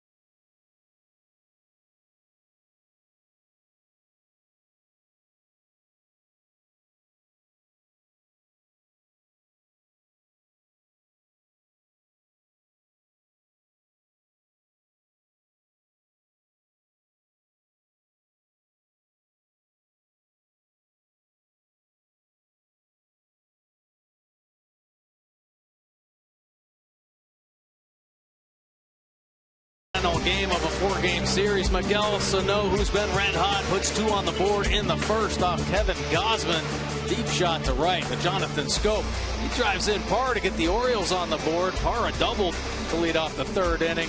And Jonathan Schoop once again igniting this Orioles offense, scoring Jones and Clevenger, and puts the Orioles on top. Remember, Geico, 15 minutes could save you 15% or more on car insurance. Visit geico.com for a free rate quote. Neil Cott's got the final out in the 5th inning. He'll work here to Caleb Joseph, Flaherty, and Manny Machado. 0 for 2 in the ball game. Fly ball and a ground ball. Cleveland continuing with their 3-1 lead over the Yankees in their ball game today. While Kansas City, whom the Orioles will play tomorrow night, leading in Boston, they've got a 4-2 lead. 0-1 count. Left-hander's pitch, foul back again. Neil Kotz has always been in attack mode on the mound. Very aggressive in the zone with his heater, cutter, and slider we've seen.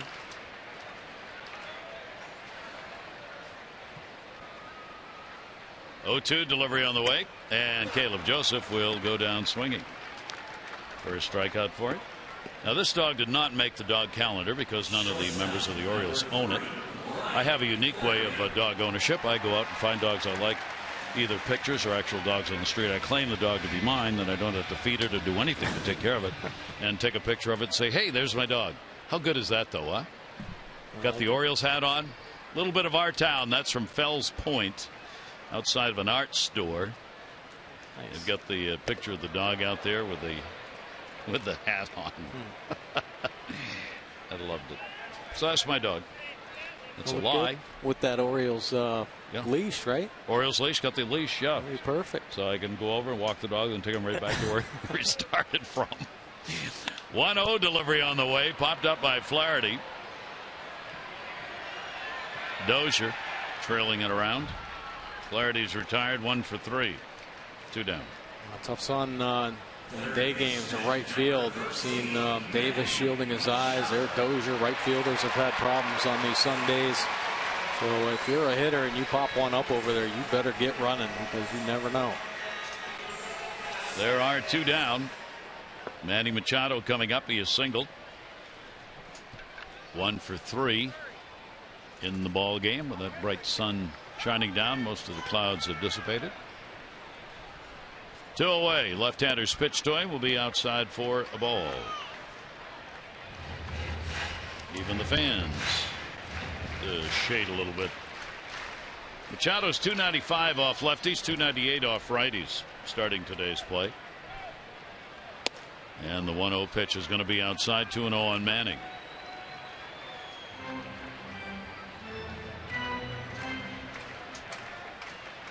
Kevin Gausman, the story of this ball game so far.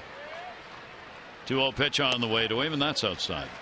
No, Kotz will fall behind 3-0. There's Graham, J.R. Graham in the bullpen. I think Kotz being careful with Machado here with Parra on deck. Much better numbers against lefties. Souvenir to the seats. And a 3-ball, 1-strike count.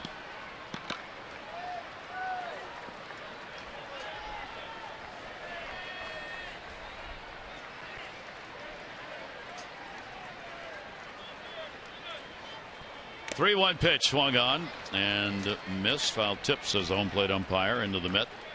So the count goes full. 3 balls and 2 strikes. Neil Kotz, 35-year-old left-hander, first appearance in a Twins uniform, and it'll be inside. Only the second walk surrendered by the 2 Twins pitchers, this one with 2 down.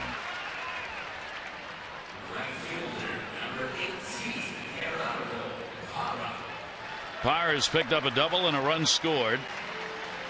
Scope drove him home in the 3rd inning for the first Orioles run.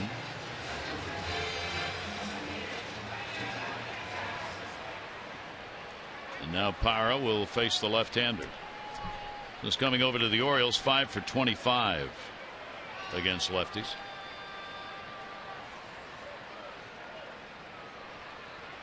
Two down, runner off first, and the pitch will be taken down low for a ball. Big reason why Parra's had his big offensive numbers this season is his ability to use the whole field, and have success off lefties, lefty-lefty matchups. It's typically because the left-handed hitter has the ability to keep that front side in just a tick longer. Lefties can be tough on lefties with the sweeping slider, working that outside corner. If the front hip or front shoulder starts to leak a little bit, it exposes them. But we watched Nick Markakis a number of years have great success off left-handed pitching. Have the great ability to keep the front side closed and use the whole field. Parra doing the same. Parra this year against lefties much better than his career number. His career number against lefties is .236. This year, .292. 2-0 count with 2 down. Pretty good lead at first for Manny Machado. Kotz, of course, looking right at him. Parra will put it up in the air outside of third, and that'll be back into the seats.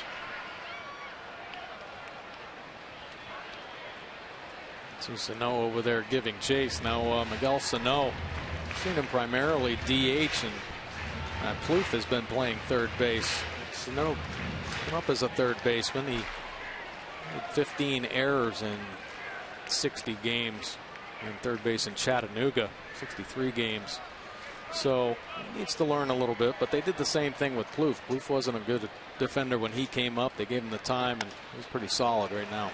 Sano's going to get another chance on this one as he backs up at third and makes the catch in foul territory. No runs, no hits, no errors, and 1 left on base at the end of 6. 3-2 Orioles.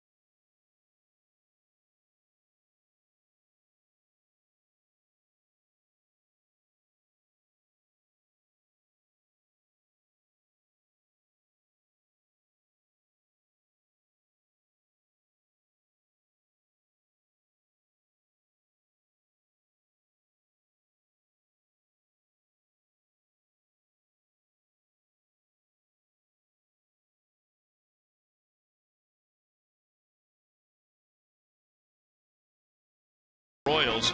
The ball to Jimenez on the mound against Chris Medlin. Our coverage mass in 7:30 O's Extra, followed by our game coverage at 8.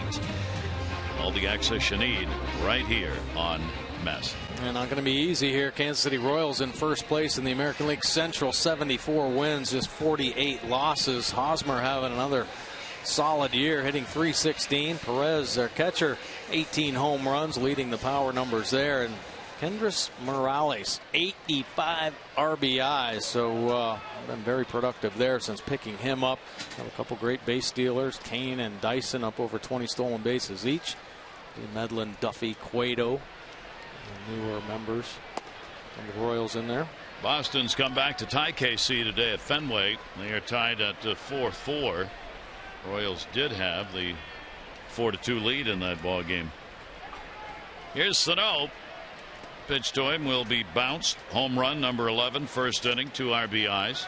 He's now reached base in 10 consecutive ball games, picking up 4 home runs and 9 RBIs over that 10-game span that includes today. 2-0 delivery on the way by Gausman. And again, had him fooled, and the count goes to 2-1. Nice changeup, 92 miles an hour. Gausman up to 91 pitches. That changeup 28% of the time. Go to off-speed pitch. He'll take the fastball inside. 3-ball, 1-strike count. 16 in a row set down by Kevin Gausman. Last base runner, a single by Plouffe in the first inning. No walks, 6 strikeouts in the game. Come on back here.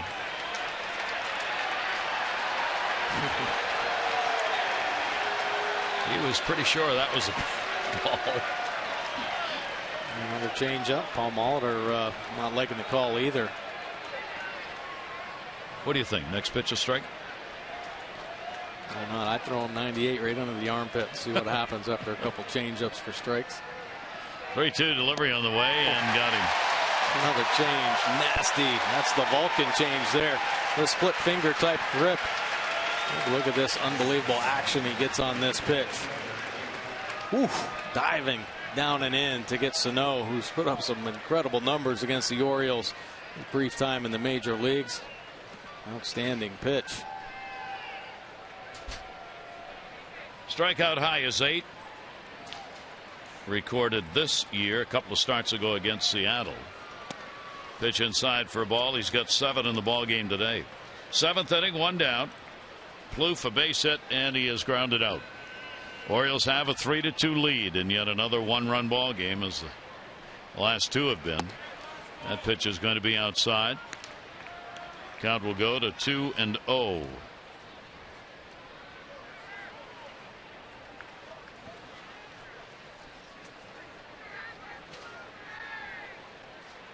Delivery to Plouffe with some power down to third. Hello, Manny Machado. And it goes wide. Runner's going to go to second base. And Machado slams his fist into his gloves. Too nonchalant on that one. Yeah, there are times when Manny puts a little too much swag into some of his defensive plays. And here, you're right. Stay aggressive. Try to make every play look the same. Nice little pickup. And then basically just stands up, loses a lot of that energy. Short hop out to Davis. Davis has been making some nice picks here lately. Can't come up with this one from Machado. Now Gausman has to shut him down. So that will break the string of 17 batters retired in a row. Error number 15 charged on Manny Machado this year. And the potential tying runs at second base with 1 out. Rosario's had an 0 for 2 in the ball game. He'll take the pitch down low. This is only the second chance in the game for the Twins with a runner in scoring position. The other was the Sano home run in the first. 1-0 count. Rosario 0 for 4 in the only times he has faced Gausman.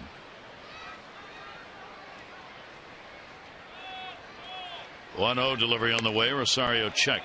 Strike call. Rosario saying, was it a strike or did I swing?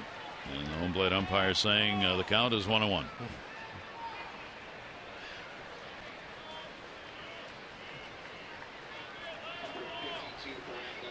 One ball, 1 strike count. Rosario with Escobar on deck. 1-1 delivery is going to be outside. And this is the part of the order we showed you at the top of the show that's done so much damage against the Orioles in this 4-game set, the bottom part of the Twins batting order. Plouffe, pretty good secondary lead.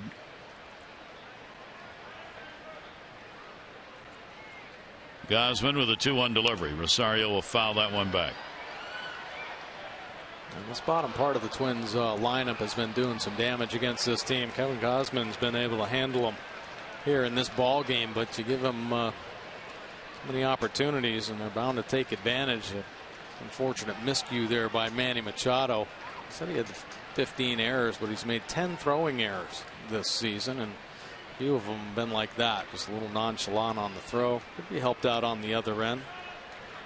2-2 delivery. Rosario will foul it off. 286 runners in scoring position for Rosario this year. And they're battling again. Dunsing and Graham are up. This is where they have put the hurt on the Orioles. No day for the Orioles up. They got 2 runs, 2 hits in the 7th inning of the ball game yesterday. 3 runs, 4 hits in the 8th inning. The game before that. And then the Twins had a total of 7 runs in the 7th and 8th innings of the first game. 2-2 delivery on the way, and he got him. 97. Pretty impressive there. 103rd pitch from Kevin Gausman. 97 miles an hour. Just blowing it by Rosario. Joseph wants it at the top of the zone. He hits his spot. Executes the heater perfectly. Big second out. So he ties his season and career high with 8 strikeouts. Now Escobar was 0 for 2. He has grounded out twice. Escobar 3-0-4 in these situations. Potential tying run at second base in Plouffe. The Orioles on top 3-2 in the 7th. That'll be for a ball. Ryan Flaherty kind of getting behind Plouffe, make sure he can shorten up a little bit. Do not want to give him any kind of advantage at second base. Orioles outfield shallow. You see Adam Jones out there in center. Urrutia shallowed up in left field. Gosman's 1-0 delivery will be put up in the air. Parra in right. He'll come in struggling and made the catch. Boy, the first base umpire had to go out. Gabe Morales wasn't sure whether the ball had been caught or dropped. So he battles the sun, comes away with it. Look how close this was as he went to get an angle where he could see it. No runs, no hits, an error. Base runner left on. 7th inning stretch time at Camden Yards.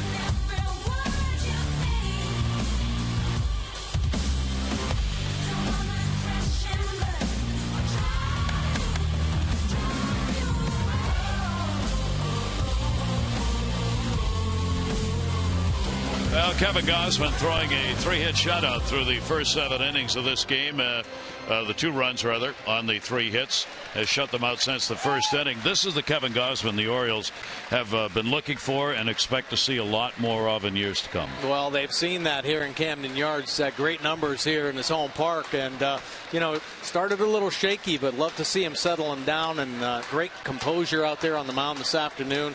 Great fastball. Caleb Joseph's working that split finger. He's showing the curveball now and then. But Kevin Gausman's been in great command of this ball game. I mean, we've seen what this Twins lineup can do. They've been on fire against the Orioles. He's really neutralizing them today. Bullpen has been outstanding for the Twins. They've gone to that here in this series. They've held the Orioles down, given their team a chance to get back late, and we're going to have another one of those finishes here in this one. Yeah, fortunately, though, for the Orioles, they're not going to be going to the threesome that they've used in the first 3 games. That Fiend coming in, but they're going to be Graham coming in out of the bullpen right now. 25-year-old righty. A 4-seam fastball, pretty good, 93 to 98 with the heater, the slider, and a split finger. To the 505 earned run average, 46 punch outs, 16 walks on the year for J.R. Graham. Opponents hitting 283. Righties at 290, lefties 275. He has given up the 10 home runs. This might be the opportunity the Orioles are looking for. Haven't had a homer in a while. Kotz worked an inning and a third, a walk and a strikeout. First reliever used, and between innings, Kevin Gausman gets the tap from the skipper and the congratulations from his teammates for a tremendous 7 innings worth of work. A couple of runs came in the first inning. Then he would retire 17 in a row before an error allowed another base runner, and he got the next 2. So Gausman, looking for the W, would be his 3rd if he can pick it up here in this ball game. The Orioles will try and add 2. That lead, bottom of the 7th inning. Jones, Davis, and Clevenger due up against the 25-year-old right-hander who came over from the Atlanta Braves, selected in the Rule 5 draft in December of last year. Graham's delivery and a swing and a miss. For Graham, he is second among AL rookie relievers in innings pitched at 57. He made his debut in the majors on opening day. A couple of scoreless innings coming out of the bullpen. Minor leagues, he was 19-12, 61 starts. 0-1 fouled off. Jones with a 2-strike count. Well, the Twins, when they picked him up, found a way to utilize this arm. The good fastball slider combination of righties. He'll do fastball slider split finger to the left-handers. I like his upside. 0-2 count. 2 starters are the pitchers of record. Pelfrey, the 3 runs, 9 hits, 4 2/3. Kevin Gausman, 2 runs, 3 hits over 7. He did not walk anybody, and he struck out 8. 0-2 delivery. Jones did not go.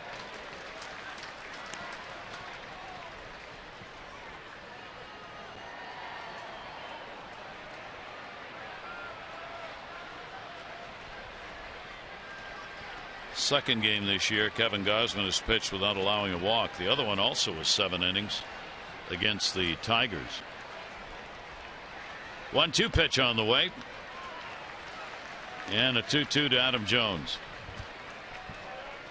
All 3 RBIs. Jonathan Scope single in the 3rd, single in the 5th. Sano's home run in the 1st inning. The only 2 runs the Twins have. Graham's 2-2 pitch, right by the pitcher's glove into center field, and Adams got a 3-hit ball game. As promised earlier in the game, we've selected the Data Strong fan photo. You can tweet your strongest fan photo to O's Couch Cam. You just might see yourself in an upcoming broadcast. Brought to you by T-Mobile.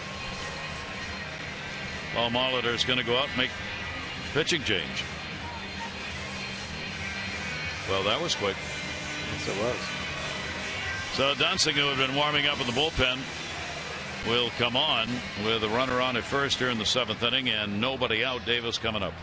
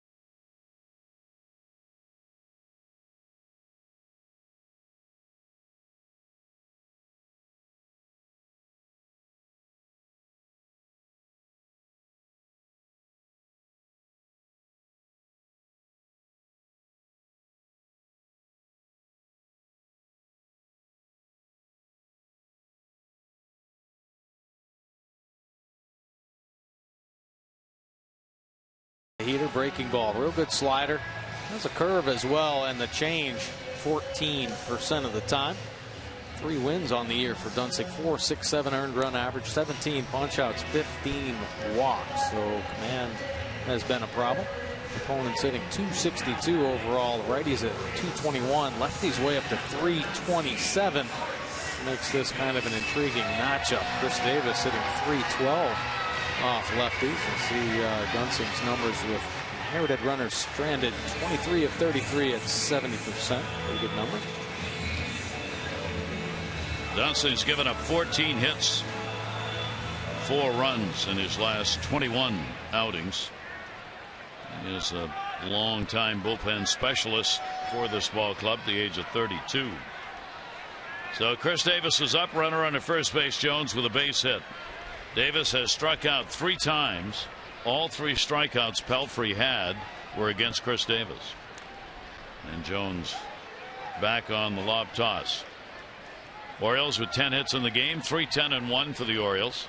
Twins are 2-3-0. Sano is in at third base, now looks into the dugout and backs up a step. Down to first. 1, got a tag at second. They get Jones in a rundown. High throw, tag put on, and he is out. Almost taking out Eric Cooper on a rolling block at second base. The question is, Escobar all right? Escobar is reaching for a tag. On the bullet down to first base. Nice little pickup by Plouffe, quickly stepping on first, and Adam Jones knows what the play is going to be. Gets himself in a rundown there. Take a look at the tag here. And when Escobar goes down, lands on that hand. I guess the ball came out afterwards. So that eliminates that leadoff single in a hurry. And there are 2 down. 2 down, bases empty. Clevenger a double, a walk, and he's hit into a fielder's choice. 7-game hit streak now for Clevenger. That will be foul back. Steve gets a chance against the left-hander. So Graham worked no part in an inning, gave up 1 hit.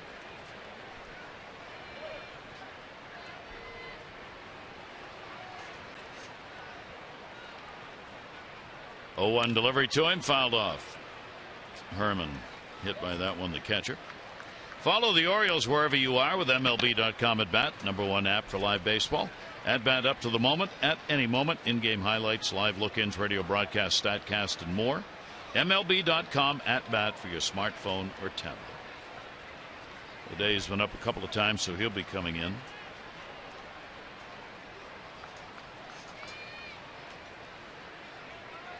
Yankees have come back, tied Cleveland 3-3, 7th inning.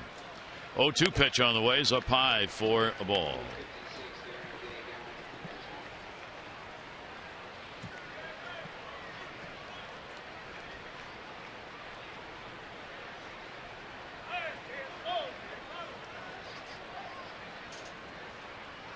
One-two delivery on the way.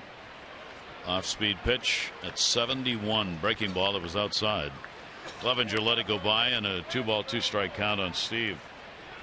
Well, Dunsink has all 4 pitches, and that's why he's had success in his career. The ability to flip those up and keep hitters guessing. Get a reliever, especially a long reliever, has all 4. He hasn't worked since the 17th against the Yankees. Ow. Right off Herman. Take a look here. A little slider. Clevenger reaching out and right on the shoulder. Not a lot of padding there. Chris Conroy, home plate umpire, going back behind, looks at Clevenger. I'm sure he said, "Aren't you a catcher?" Yeah, right. How dare you? 2-2, nobody on. Dunsink's pitch. Clevenger will go after it down the line. Rosario over, and no play as it goes into the first or second row. Count stays 2-2. Love to get Clevenger on here. Jonathan Scope feeling pretty good today, picking up all the Orioles. 3 RBI. get a couple big hits like that, feel nice and loose at the plate. Stretch one out here. Clevenger can get on.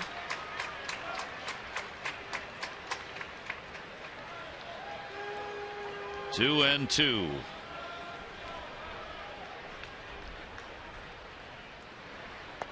And Dunsing's bender will miss outside. So Clevenger works it full. 3 balls and 2 strikes here in the 7th inning.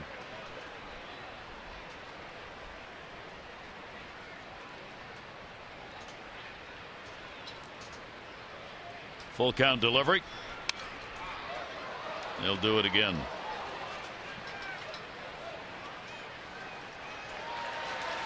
Clevenger only had 7 at bats with the Orioles last year against left-handers.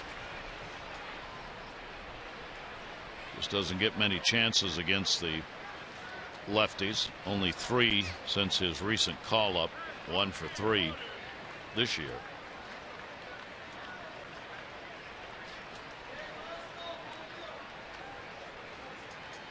Dunsing again with the 3-2 delivery, and another one fouled off, and this one hits the umpire.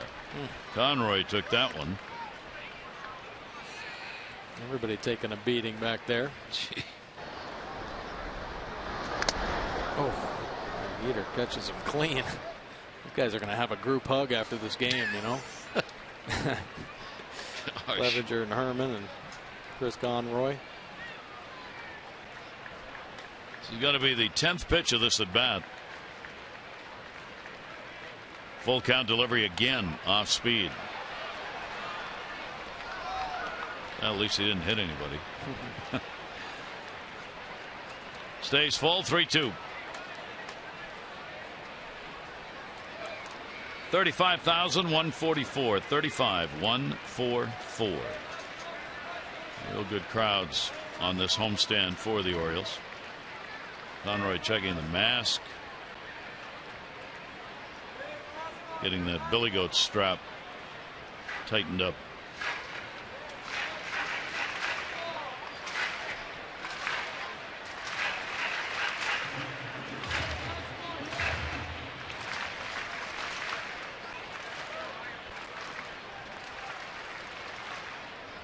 This will be pitch number 11 these two have shared in this at bat. 3-2 delivery again. Clevenger, a comebacker. Dunsing makes the throw. No runs, 1 hit, no errors, nobody left on base. 8th inning coming up here at Camden Yards. O'Day will be on to pitch. Orioles by 1.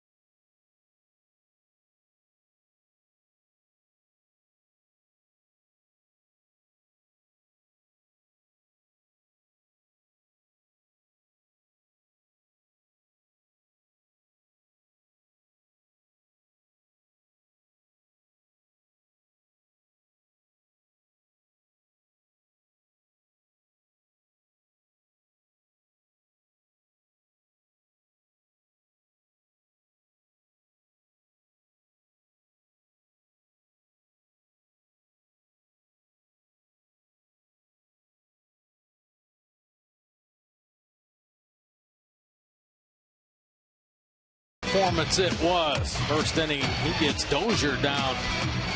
Rosario on the split finger.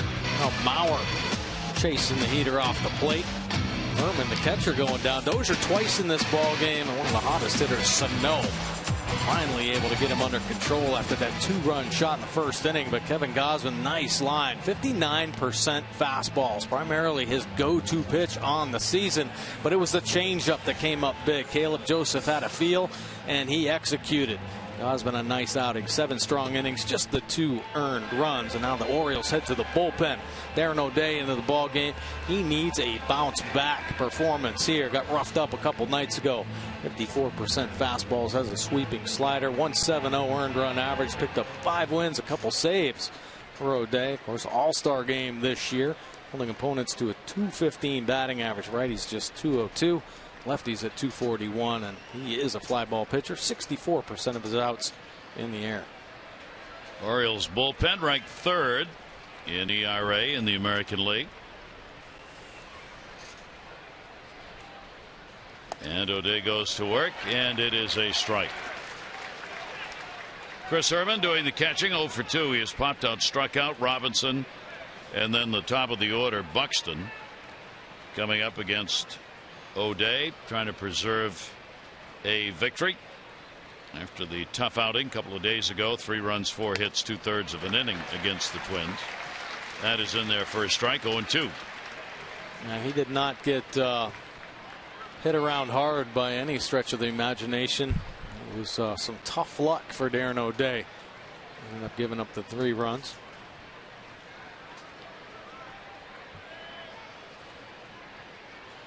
Oh-2 count on Herman. Down to first and foul. Jammed on that one a little bit.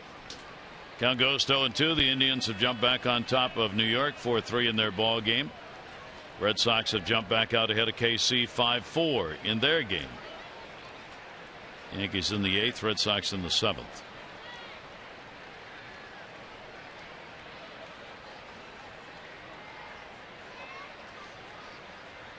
O'Day with the 0-2 delivery. Went upstairs. Herman refused to chase. Minnesota's not had a hit since the first inning. They had all 3 hits, 3 consecutive batters. Double Mauer, homer, Sano, single Plouffe. That's it. Only other base runner since then, the error in the 7th. 1-2 pitch by O'Day, and got him to go on that one. Showed that he was going to swing at that high fastball on the second pitch of the at-bat. Darren O'Day knew he was going to go back to that spot. Tried it the pitch before. Said, well, I'm going to try it one more time. Finally gets him to chase. Big first out for O'Day. 1 down here in the 8th inning. Here's Robinson, 0 for 2. He has flied out, grounded out. Bottom part of the order today for the Twins, 0 for 8 after their big outings in the first 3 games. Pitch to him is there for a strike. Buxton to follow.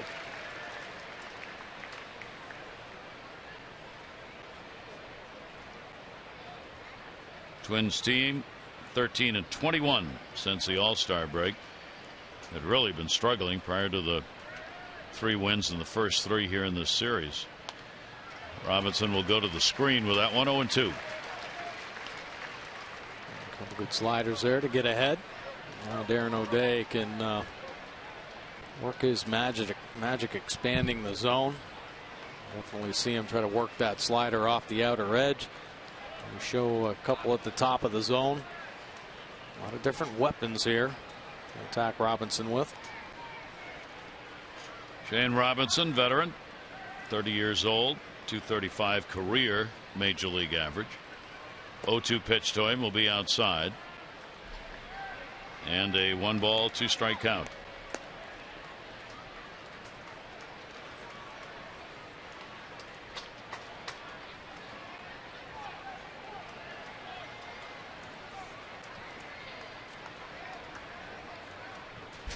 I like the high pants look from Darren O'Day.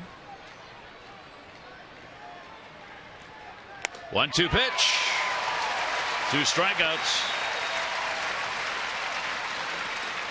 There it is. Back-to-back strikeouts. Back-to-back high fastballs. The riser up and out of the zone to get Robinson here after 3 sliders This looks like 98 at the top. 2 down, and the leadoff batter, Brian Buxton, coming up. He's 0 for 3 in the game, 5 for 18 in the series for the rookie. 3-2. Orioles have the lead, and that is in there for a strike. So O'Day throwing strikes here in this one. Zach Britton, the Oriole closer.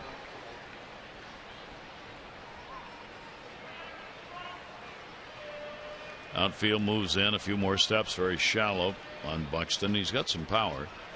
Swing and a miss. Taking a look at O'Day. 0-2. I think Darren senses there's a hole up there. Buxton, young player, still learn how to control that bat head, especially at the major league level. Sometimes in the minor leagues you can get away with a little bit of a dip, but if a catcher or pitcher senses that bat head drops early, the hole upstairs is exposed. 0-2 will be outside. 1 ball, 2 strike count. Dozier on deck if the inning goes on.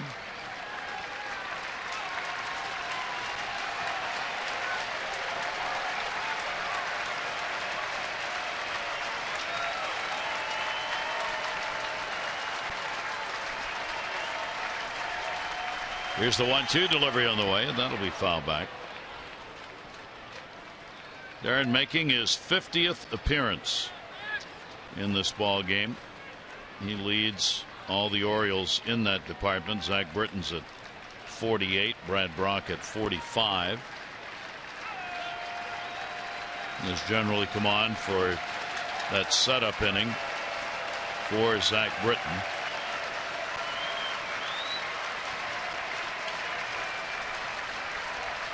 One-two delivery. Blooped right field. Paro is shallow, again battling the sun. He's got it for the out. O'Day retires the side in order. We go to the bottom half of the 8th inning. The Orioles up by 1. Our Mazda do-ups. Scoped, Urrutia, and Joseph.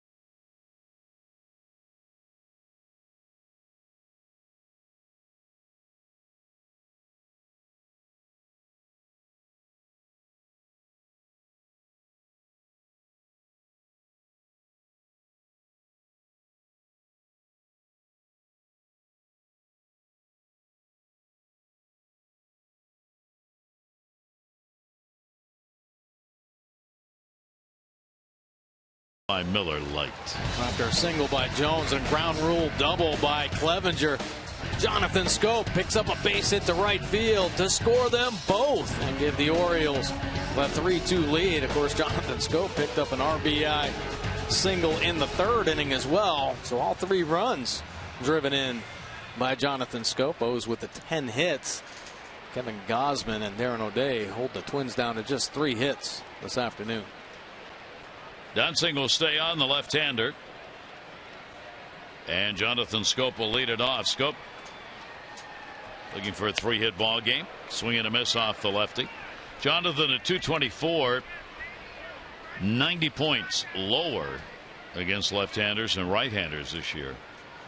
0-1 the count. Urrutia and Joseph due up here in the 8th inning. That's going to go to short. Big hop off the glove. No chance. for Escobar to recover.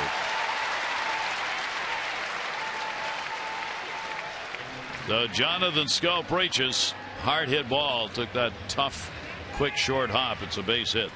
Yeah, day games, the infield dirt plays a little bit differently. This ball off the bat of Schoop. Smoked, kicks up a little extra firm. Escobar can't come down. So a 3-hit ball game for Jonathan. That's his third 3-hit game of the season. Adam Jones also has had a 3-hit ball game. His 9th of the year. See if the Orioles can add to it. Hit number 11. Puts the leadoff man on for Urrutia, who is singled 1 for 3. In at third base, Sano. Dunsing makes the soft toss over to first base.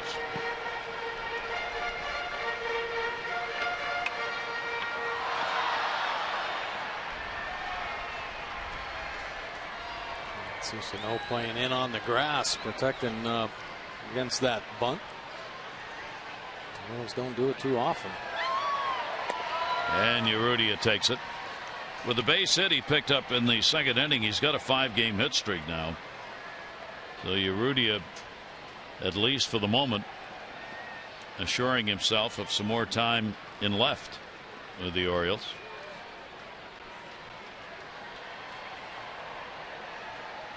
Oh, 1 count. Schoop off first base, inside under the arms. 1-1 from Dunsing.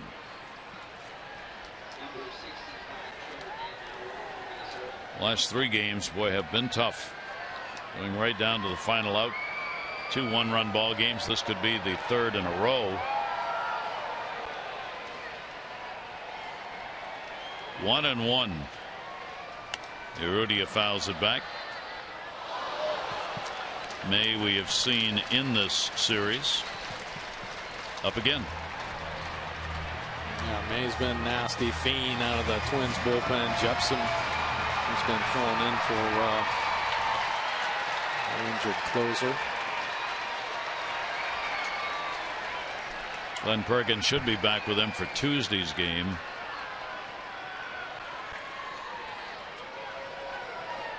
Again, just a walk back at first base.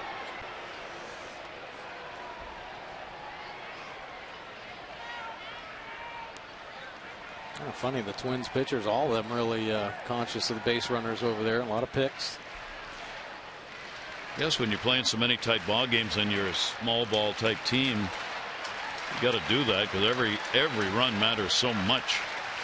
1-2 delivery fouled away. Urrutia holds the count at a ball and 2 strikes.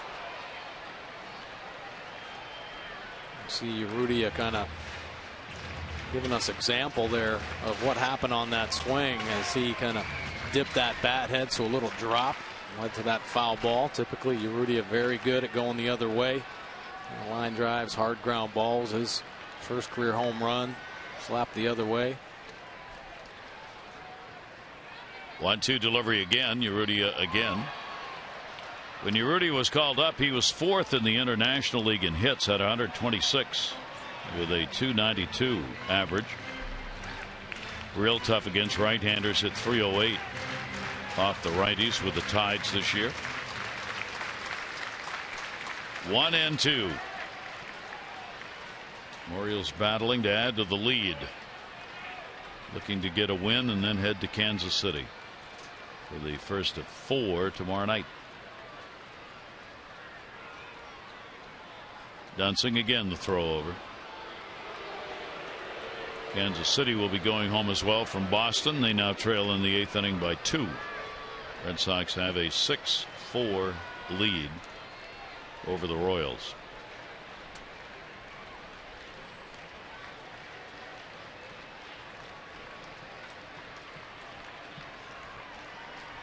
Runner again back.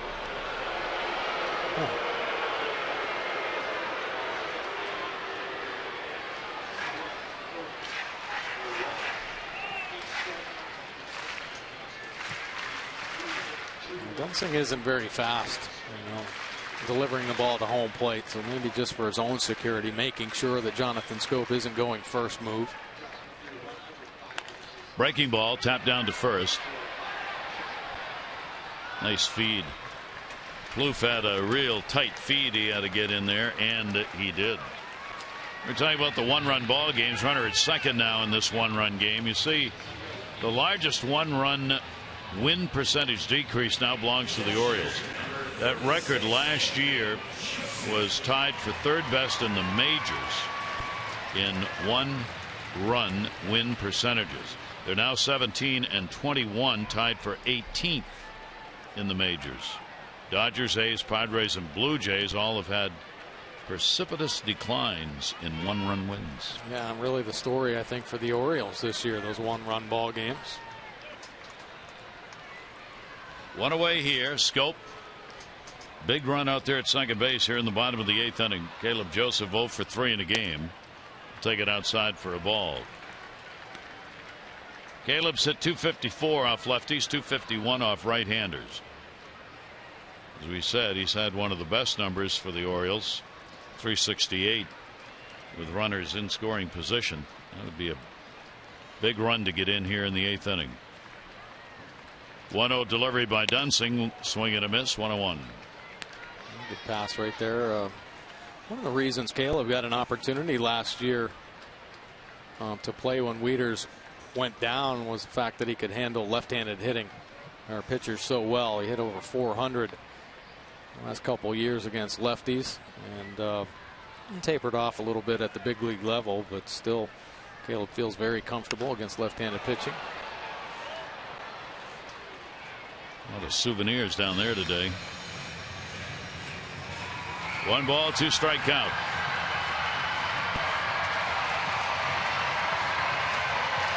Matt Wieters, of course, still not catching back-to-back games, so the number of ball games being caught by Caleb Joseph continues to climb. There is Matt available in the dugout. Flaherty would be due up next, to left-handed hitter. He's in the on-deck circle, but could be pinch hit for. Well, a very important run here. Jonathan Scope has to get a good secondary lead. And Dozier keeping him as close as he can out there at second base. 1-2 delivery on the way to him. Nasty. Wow. 82-mile-an-hour breaking ball in over the hands. Yeah, good slider here from Dunsing, just burying it on the back foot of Caleb Joseph. Real sharp, good depth, and how far out in front Caleb Joseph was, and that ball finishes almost behind him. The Buck Showalter will go with a matchup here, and Paul Molitor is looking to see if he wants to do the same thing, and he does. So Molitor will make his way out. Dunsing, the left-hander, will come out of the ball game. May, who's been warming up, will be coming in. Orioles have Jonathan Scope on at second base, 2 away. We're in the bottom half of the 8th inning.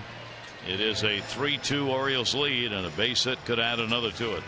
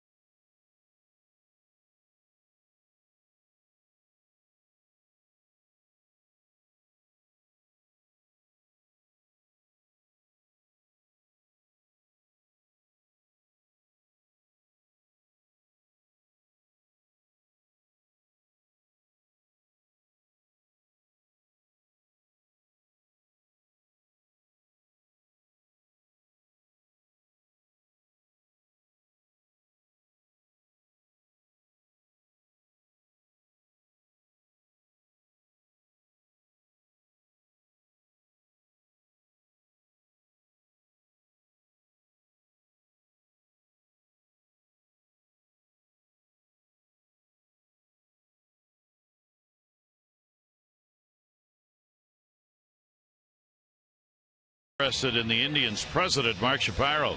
This is Paul Beeston's successor, that out of Sportsnet Canada.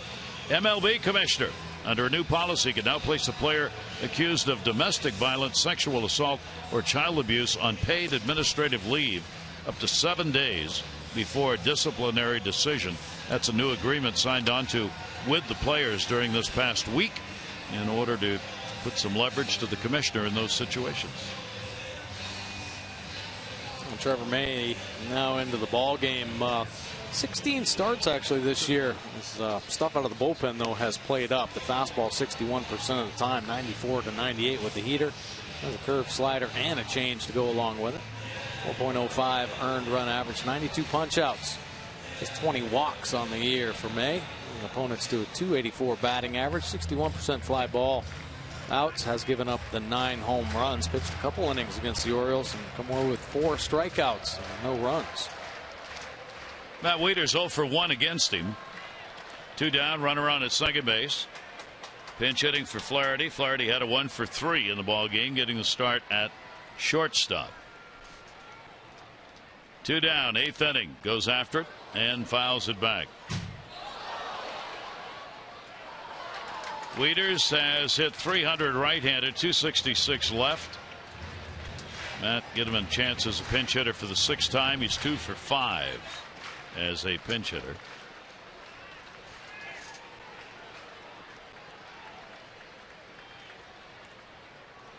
Oh, 1 count, 2 down. And a pitch away. Interesting to see what Buck's going to do here at shortstop for the 9th inning. Yeah. I don't think he wants to bring Hardy in to play just 1 inning. He's available, but they really want him rested today. 1-1, 2 down. Late on a 94-mile-an-hour fastball from May. Yeah, May's fastball really explodes at the top of the zone. Seen a couple of Orioles hitters when he's been in a ball game chase that pitch. A big kid, 6'5", much like Tillman. We can ride the fastball up there, but this one just really rides up and out.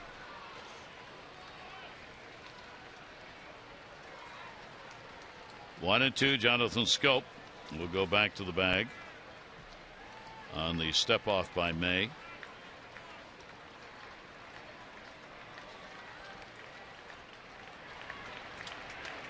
One-two delivery to Wieters and a breaking ball in the dirt. Herman makes the nice stop and holds the runner on at second base. Paredes and Reimold are left on the bench. Do you move Machado to short? They might do that. Move Manny over there. But I'll tell you one thing. Close ball game like this, potential bunt situations, you probably want to leave Manny there at third base. Yep.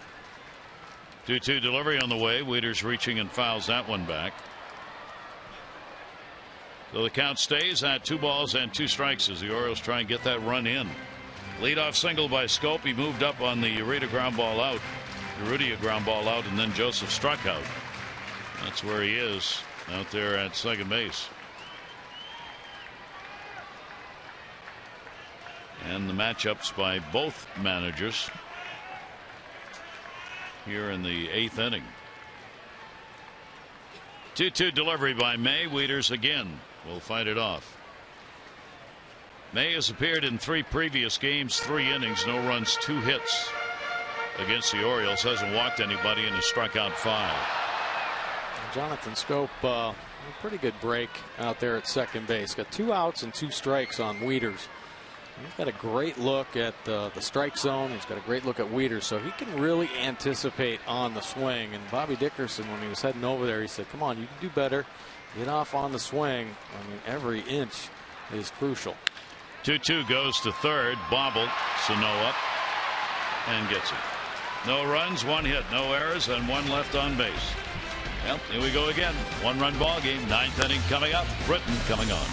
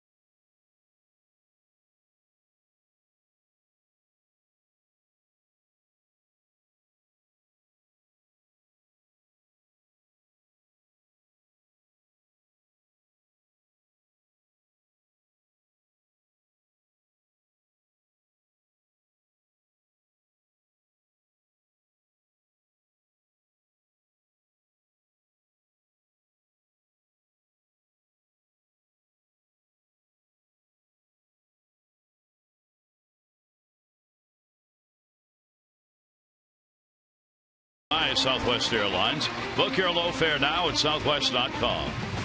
And by PNC Bank for the achiever in you. Gary Thorne and Mike Bordick as the Orioles try and get a victory against Minnesota in their final meeting of the year and avoid a sweep on the season by the Twins. Well, they're bringing in the right guy. Zach Britton, one of the best young closers in the game. 91% fastball, great movement. Mid to high 90s with the heater. 1.80 earned run average. Picked up a couple wins here on this homestand. A couple walk-off victories by the O's. So 4 wins on the season to go with the 29 saves. 219 opponent batting average. Lefty's just 102. Look at the ground ball percentage. 79% of his outs recorded on the ground. Only 2 home runs given up by Britton. Zach hasn't had a chance to get a save against these Twins. And J.J. Hardy's going to play short. So Hardy comes off the bench. And we'll move in for Flaherty at shortstop as we go to the 9th inning. And the tough part of the order up. Dozier, Mauer, Sano here in the 9th inning. Dozier's had it 0 for 3 in the ballgame, 4 for 17 in the series. He's 0 for 5 against Britton. Zach's pitched to him inside for a ball. Britton has pitched only 1 game against the Twins this year, 1 inning, 1 hit. He's, of course, having won all 6 games this year. No saves against them. 2-0 delivery on the way. Dozier takes and it's a strike. Just a little get me over fastball there. 97 miles an hour. Great late movement in the zone. Really impressive pitch.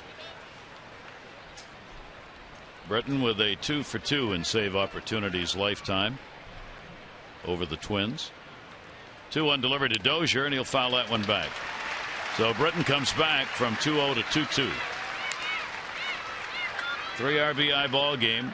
Jonathan Scope has given the Orioles the 3-2 lead. 3-11-1 for the Orioles. 2-3-0 for the Twins. No hits since the first inning for Minnesota.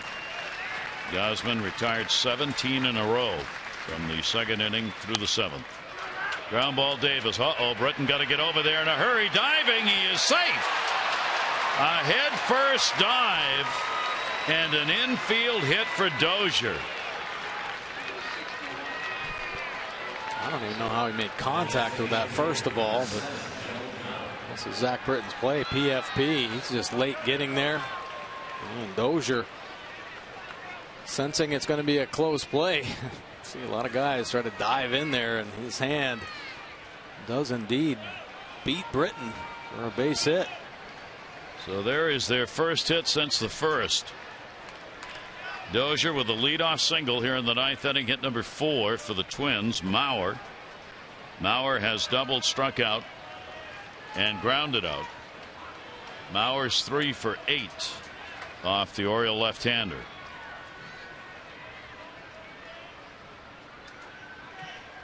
And will take the pitch for a strike. Manny Machado just off the grass at third. We've seen Mauer lay down a bunt in this series. Yeah, he can do it. Orioles defense playing pretty much straight up on Mauer. Talked about him and his ability to use the whole field. He'll just take what's given him. 0-1 delivery by Britton. That's there. So Mauer takes the first 2 and is behind 0-2. Boy, 2 fastballs, 98 miles an hour, just dotted down and away. See Jepson and O'Rourke warming up in the Twins bullpen.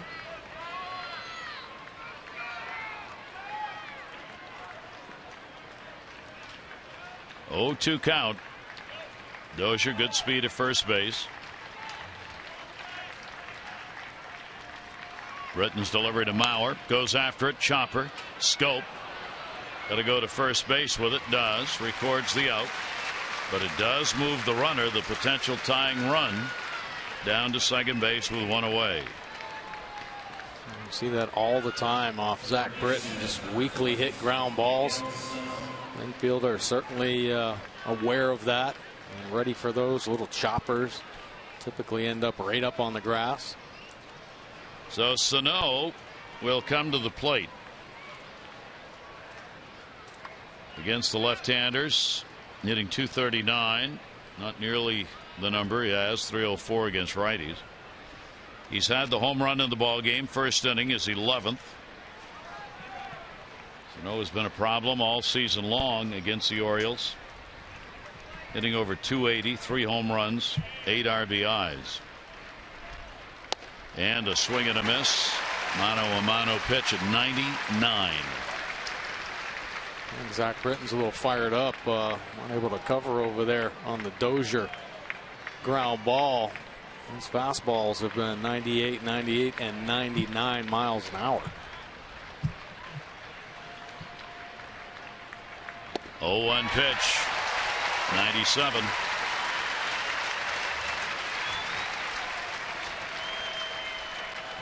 Twins 1 for 3 with runners in scoring position. Very few chances in this ball game. O'Day worked an inning in relief with a couple of strikeouts. Britton trying to nail down a save and a win. 1 down. 0-2 pitch. Sano check swing. Went around on it. Got him, and that's going to bring Molitor. He's going to get thrown out. He doesn't care. He's had a couple of those called at first base on check swings, and he's really upset. Heading down towards Gabe Morales. He's been thrown out of the ball game. Home plate umpire Chris Conroy. I think Gabe Morales might have thrown Miguel Sano out. And Molitor ends up getting tossed. Fastball, you've seen a lot of hitters gear up, and that is pretty close. That bat head got whipped out there. You see the strength of his wrist. No, he doesn't like it. Molitor comes flying out. And I don't think you got that call right. That's exactly what he said. Home plate umpire jumps in and tosses him as well. 2 down. Trevor Plouffe, 2 away, 9th inning. Orioles looking for a 6-4 homestand with a victory, and 1 more out will get it to them. Ground ball towards the hole. That's going to be a base hit. Here comes Dozier. Here comes Zurita's throw. It is not in time. Unbelievable. The Minnesota Twins, whether they win or not, have come back again. And here in the 9th inning have tied this ball game up at 3-3 on a Plouffe RBI single. Boy, they just do not let up. And Dozier hustling out that infield single. And this one finding the hole between Manny and J.J. Hardy. Dozier gets the good secondary lead. He's fired up as he crosses the plate to tie the game. 2 outs in the 9th inning. So it will be a blown save for Zach Britton. And it ties the ball game up at 3-3. We will get a pinch runner for the Twins. Nunez, Eduardo Nunez, will run for Plouffe. They do it with 2 down. And the ball game's tied at 3. Had not had a hit since the first inning. And Dozier gets a leadoff infield single. And with 2 down, Plouffe gets another base hit and brings him home. Here is Eddie Rosario. 2 down and 1 on. For Britton, his 3rd blown save of the season. And Gausman and Pelfrey, the starters who were pitchers of record, are indeed. And there are a lot of times in blowout games, situations or plays on occasion get overlooked. But here in this series against the Twins, it seems like every mistake the Orioles make, the Twins are able to capitalize on. They're leading this inning off. Dozier, routine ground ball to Chris Davis, but Zach Britton a little late. Parra missed a cutoff man one night. The Twins came back. Plouffe gets his 69th RBI of the season, their leader, to tie this ball game up. Rosario the 0 for 3, 3 for 14 in the series. Runner at first base and 2 down.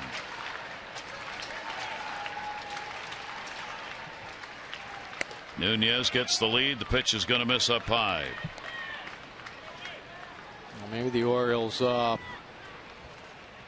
a walk-off win the way they started this homestand. Yep. They got to get this third out first. 2 ball, 1 strike count.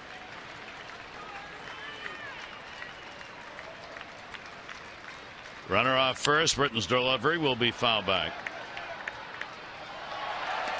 Credit the bullpen of the Twins. Kotz, Graham, Dunsing, May. They came on to get the outs and hold the Orioles at 3 runs from the 5th inning with 2 down on. 2 ball, 2 strike count. Nunez again back to the bag. Now the Twins bullpen has been real solid here as of late. In the last 4 games, they have not allowed a run.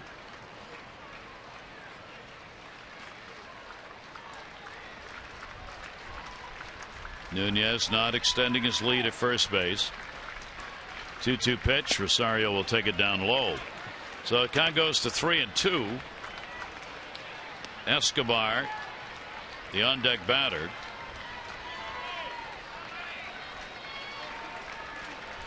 Britton does not want to push that potential go ahead run down to second base with a walk here. 3-2 count, 2 down, runner will go. Britton's delivery swung on, chopped. It's going to be a tough play. Scope throws, doesn't get him. Another infield hit.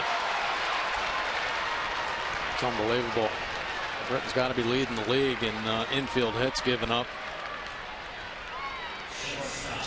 3 hits in the inning. Another good pitch, another just a little nubber off the end of the bat and just placed perfectly. Rosario left side of the box, able to get out of there just quick enough to beat it out. So now Escobar will stand in. Runners at first and second and 2 down. Escobar 0 for 3 in the ball game, 4 for 11 in the series though. He's faced Britton only once and gone 0 for 1. 245 off left-handers. Scope will hold the runner close. Nunez at second. Breaking ball is going to be up high. Now Givens is up in the bullpen for the Orioles. Yeah, Buck definitely doesn't want to lose Britton for a couple days.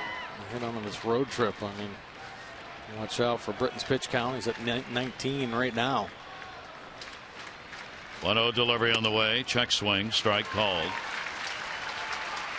At 96. Well, what a turnaround again. 3 runs, 11 hits for the Orioles. 3 runs, 6 hits for the Twins. Orioles have had other chances in the ball game. They've stranded 9. The Twins have stranded 2. Here's the 1-1 delivery on the way, and that'll be punched foul. Along with the bat that ends up at the backstop. I forget to put that pine tar on there again.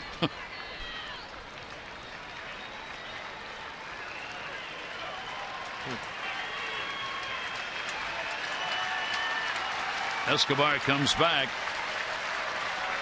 Nunez at second base. Rosario at first. Top of the 9th inning. 3-3 ball game.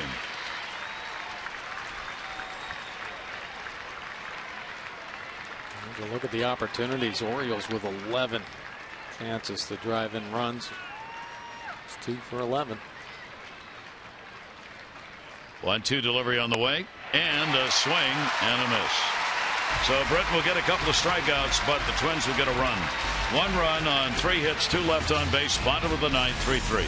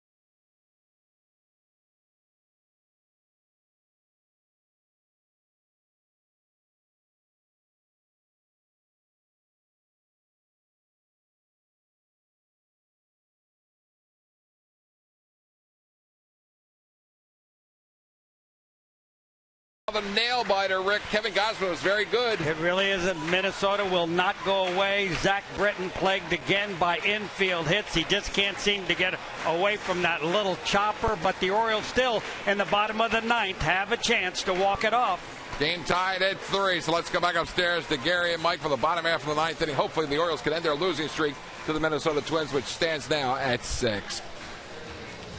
No, Tom and Rick will have the recap whenever this thing finally gets done. Sano's going to move over to first base from third. Nunez, who came on to pinch run, will stay in the game and play at third base. Those are the defensive changes. Trevor May came on and got the final out in the 8th inning.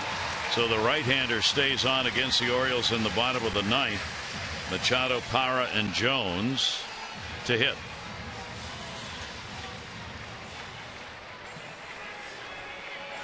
Well, they got to come up with a big answer here. I mean, the Orioles offense looks pretty good today. Unable to capitalize with runners in scoring position, but they flipped out 11 hits.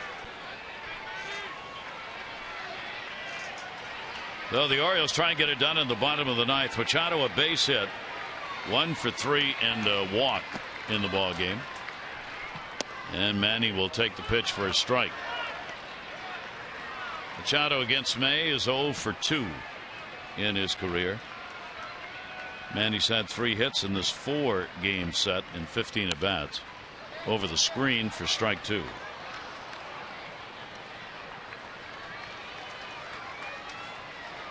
As the shadows start creeping on the field, won't make it any easier on the hitters.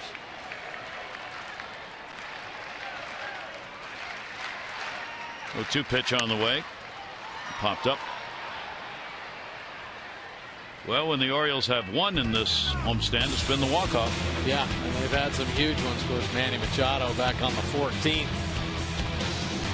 Having some fun there against the Oakland Athletics. Water shower. 2-strike count here. And a breaking ball that'll be in the dirt. 2 RBIs by Sano in the homer in the first inning. RBI single by Plouffe in the 9th with 2 down.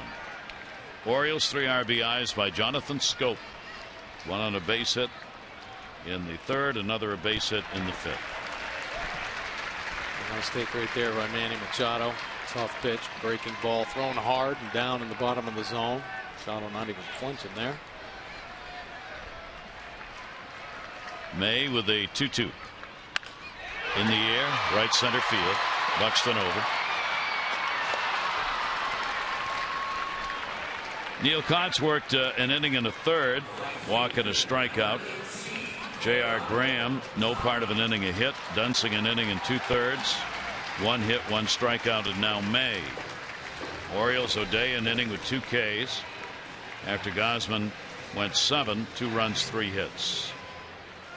And tied his career high with 8 strikeouts today. Oriole pitchers have not walked a batter, and the Minnesota pitchers have walked only 2. Here is Parra, and the pitch away for a ball. Parra's 1 for 2 with a home run off May. Cleveland over the Yankees 4-3, final in that one. Pitch is going to miss down low. Trevor May could get stretched out here. Recently was a starter for this team. Santana came back from that suspension. Up high. 3-0 count.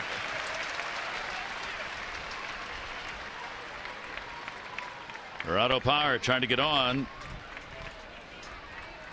Represent the potential winning run in this ball game. 3-0 delivery on the way to him, and he had the green light. It'll be over the screen.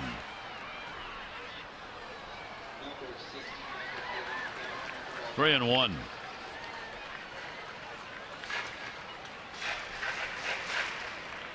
He's an RBI man today. 3 RBIs for Scope. Very good hitting. Both of his clutch hits coming to right field, going the other way. But Showalter rarely puts a take sign on. He leaves it up to the hitters.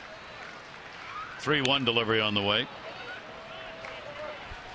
we were talking about Jonathan Scope and the bunt he laid down in the ball game last night, and Buck said, in fact, it was Scope's decision, not his. Right. The bunt sign was not on.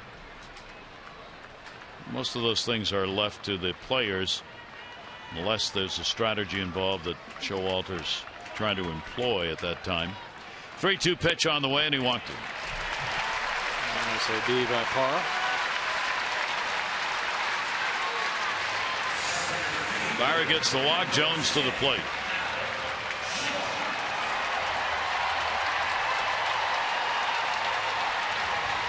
Jones has a 1-for-3 lifetime off May. He's had 3 hits in the ball game, 3 singles, scored a run in the 5th inning. 3 for 4. So Adam with a shot at a 4-hit ball game here in the bottom of the 9th inning. He's had 3 4-hit games this year. Parra will gain the attention of May. Steps off a decent lead.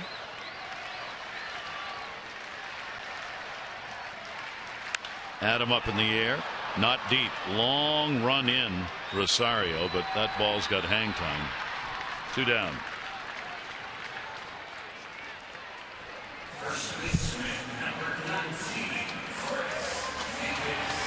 Two away, bottom of the 9th. Chris Davis coming up.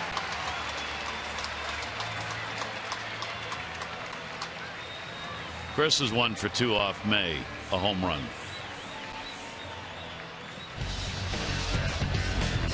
Take a look at this flashback on the 15th. Chris Davis reaching out and touching one. A walk-off. Blues left here with the tail between their legs. Walk-off wins the Orioles. 3 walk-offs in this homestand. Looking for 4. 3 strikeouts and a ground ball double play. Powers off first base, shift on. Dozier in shallow right field. And Davis with a strike from May.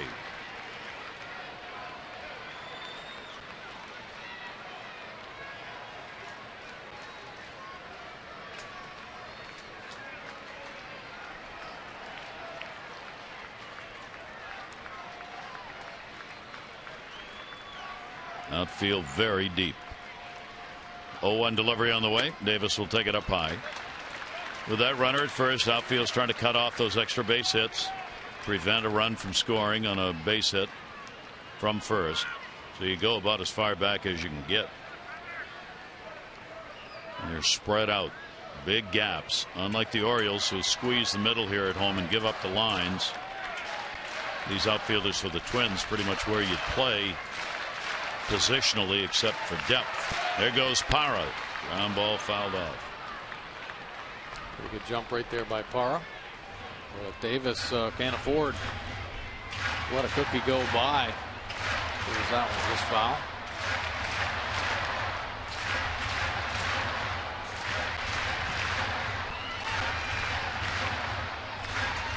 One ball, 2 strike count. Now the shift will be put on. What the Twins have done throughout this series, whenever the count gets to 2 strikes on Chris, they put the shift on in full. Parra back. So no holding the tag.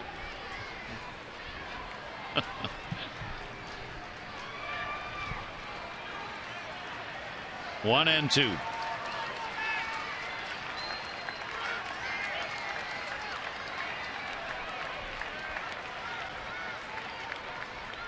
Chris Davis waiting on it. Takes it. 2 ball, 2 strike count. And he's got a really good change, a straight change coming off that mid-90s fastball. Locating it very well at the bottom of the zone. Davis, swing and miss. First strike. Tries to attack again. Nice take though. 2 ball, 2 strike count. Parra not going. Davis swings and misses. So May will get the strikeout. What more can you ask for on a beautiful Sunday afternoon than a little free baseball?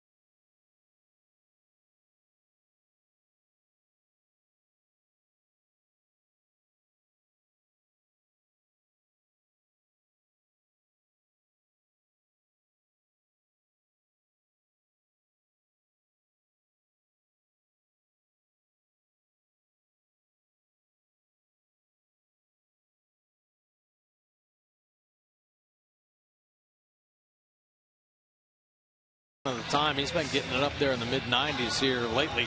Breaking ball, the sweeping slider 31% of the time, and a changeup only 6%. Doesn't use it too often, but it's a good one. 169 earned run average.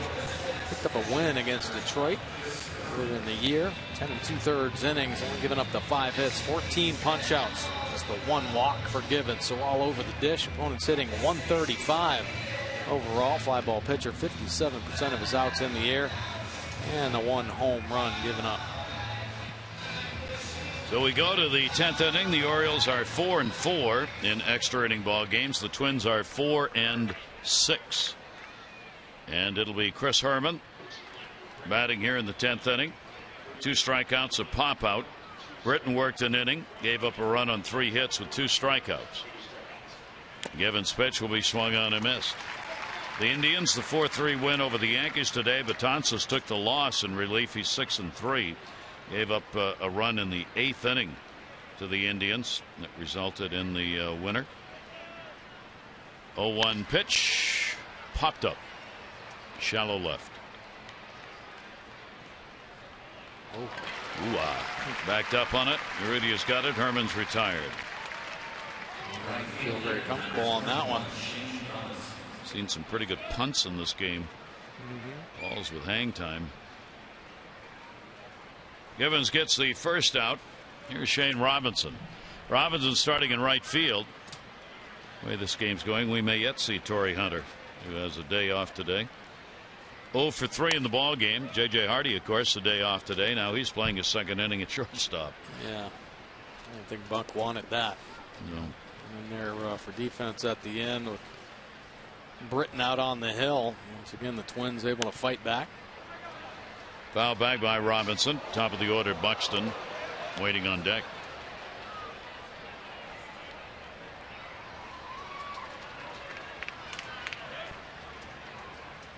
Rangers stay hot. They beat the Tigers today 4-2. Hamels 7-8 got the win. 1-1 delivery will be inside. Orioles, of course, 4 in KC, 3 in Texas.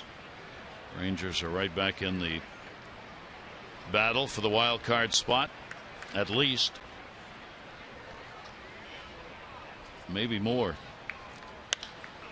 Popped up center. Jones. 2 down. Let's take a look in our notebook. This date in baseball history. This doesn't happen very often. 1952, Bob Elliott of the Giants got tossed in a game against the Cardinals, protesting a strike 2 call. Bobby Hoffman came on, took his place at the plate, struck out, and he got thrown out for arguing the 3rd strike. And in 06, the Royals lose after scoring 10 runs in the 1st inning in a ball game against the Indians.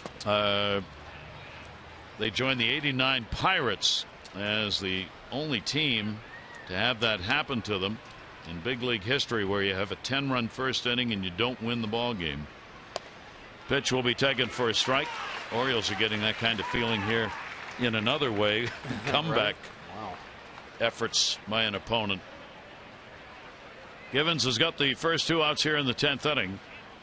Buxton 0 for 4. 1-2. Nice pitch on the fastball. Jepson has been dealing. Moving in this closer role. Perkins not DL'd, but neck problem, so had a cortisone shot in the neck. In a couple days for that to take hold. Buxton fouls that one back in a hurry. 1 ball, 2 strike count. Givens making a lot of appearances recently for the Orioles. 9th time out. 10 2/3 innings worked in those previous appearances, previous 8. 1-2, and a swing and a miss. So Givens comes on, retires the side in order. Bottom of the 10th inning. Clevenger, Scope, Urrutia due up for the Orioles.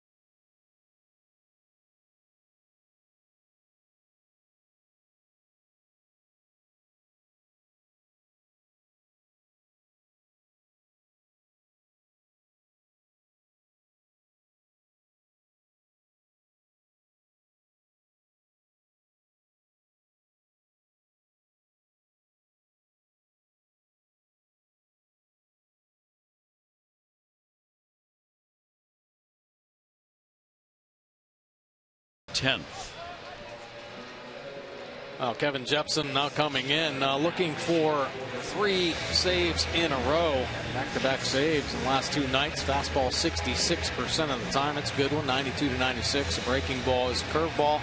And as the change, he uses 10% of the time. 2.63 earned run average. Couple wins, 7 saves, and 11 opportunities. 43 punch-outs and 24 walks, holding opponents to just the 208 batting average. Righties just 170. Has given up 4 home runs.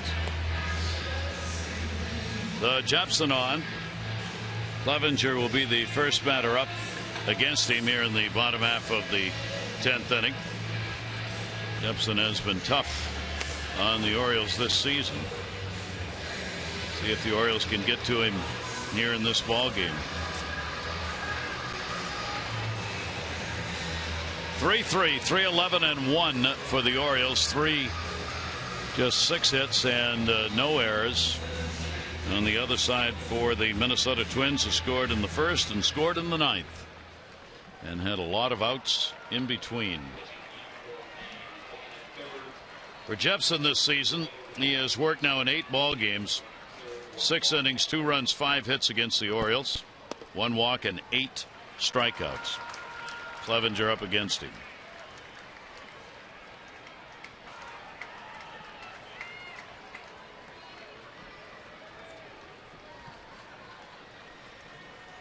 One-0 count. Clevenger got the double in the 5th and will foul that one off outside of first.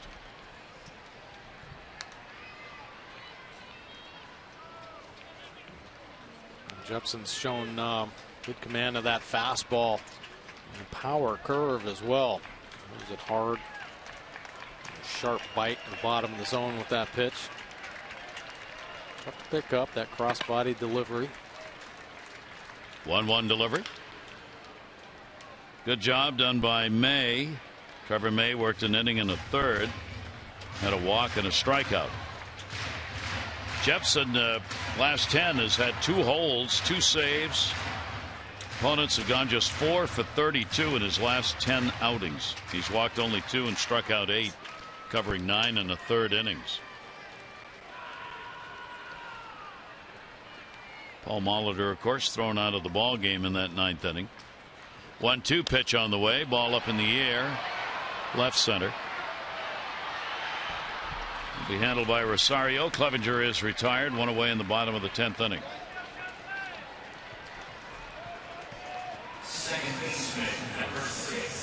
Joe Vavra, bench coach for the Minnesota Twins. He'll get help. Tom Bernansky, the hitting coach. Neil Allen, who handles the pitchers.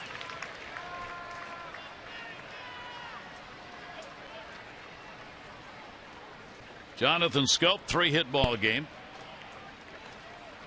3 RBIs, 3 for 4. Taylor away for a strike. Still keep going out there to Jonathan Scope, who's picked up a couple hits that way with some damage.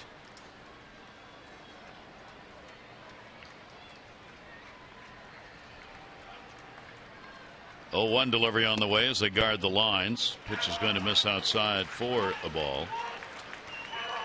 Nunez slid in over at third base, hugging that third base line. The outfield playing deep to prevent the doubles, and the corner infielders typically do the same. And a swing and a miss, going for the long ball, but again, good movement on that pitch away. Well, the Royals came back with 4 runs in the 9th inning and beat Boston 8-6. I guess if you're the Orioles going into KC, you'd rather have them winning than losing the game before. 1 ball, 2 strike count. And that's up high. 2-2. Twins head off to Tampa Bay after the ball game, but they got a day off tomorrow. Orioles head to KC. They play.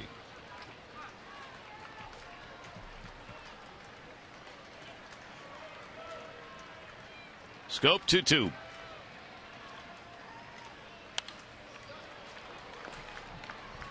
Urrutia waiting on deck. O'Day, Britton, and Givens have worked for the Orioles. Kotz, Graham, Dunsing, May, and Gibson out of the bullpen for the Twins. And unfortunately, Kevin Gausman's start get kind of pushed aside here as the Orioles go into extra innings again.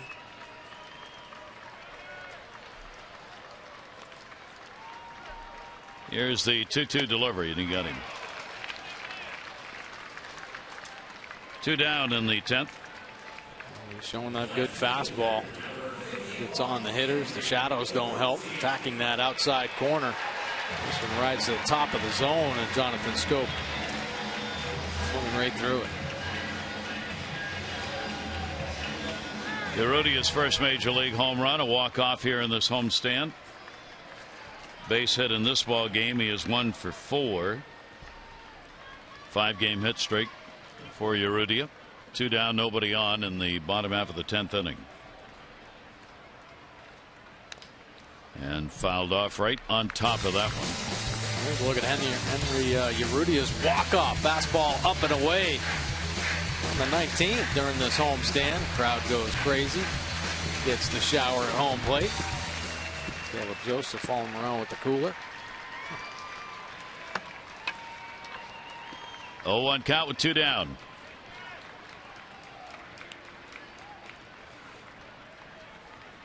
Pitch to Urrutia will miss down low for a ball.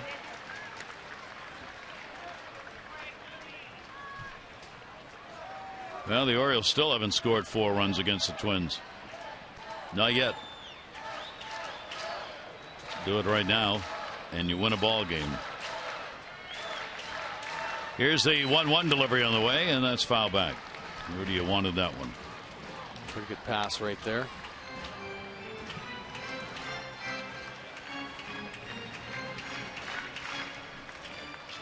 Urrutia likes to drive the ball the other way. Most of his hits coming opposite field. Working on getting the head out in front, though. I'd like to see him catch one. See how far it goes when his arms get extended. 1-2 delivery on the way, and that'll be inside. Evens the count up, 2 balls and 2 strikes on Urrutia. The shadows, the bird. That's pretty, isn't it? It's that big scoreboard reflected on the warehouse with the Oriole up top. Sunset time here. Gorgeous evening. Dodgers Houston, they're in the 10th, 2-2. Urrutia goes to first, short hop, nice play. Sano goes to the bag, 1-2-3.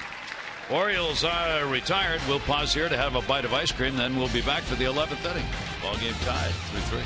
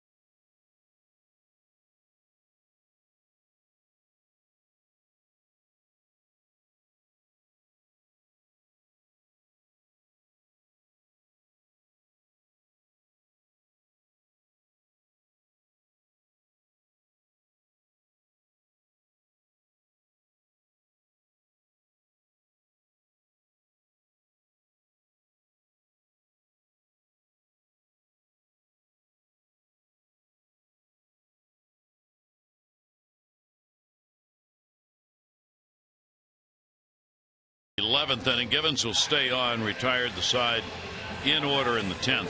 He gets Dozier, Mauer, Sano due up here in the 11th inning.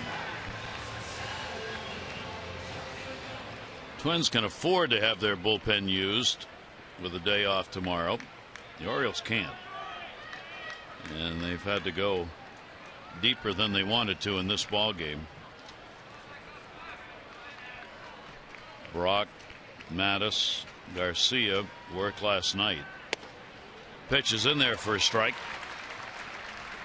Dozier a base hit, 9th inning. He's the one who started this mess into extra innings. He got the infield hit, then with 2 down, the RBI by Plouffe on a single. Twins would leave 2 in the 9th inning, but they got the big run in. Inside, Dozier with a 1 for 4 in the ball game, 5 for 18 in this 4-game set. A couple more innings and you'll be thinking the only 2 teams in the majors are the Orioles and the Twins.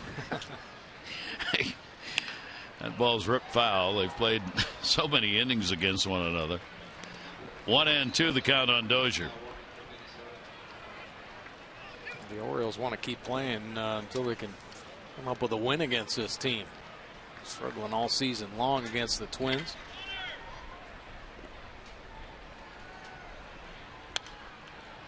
That one's going to be foul back. 3 hours, 47 minutes of baseball pleasure so far this afternoon.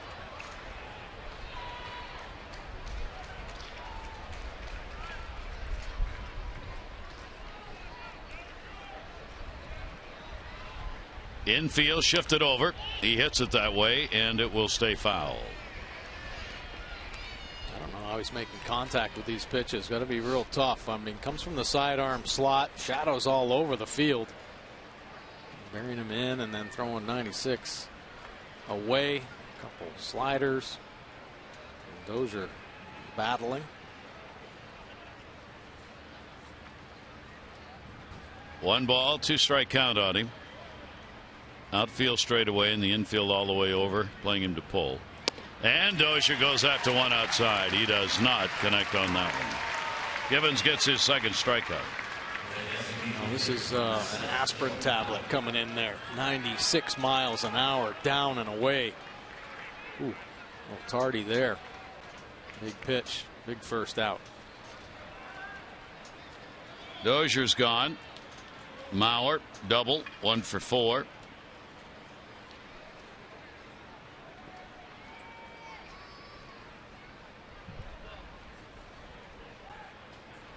And he will foul it back.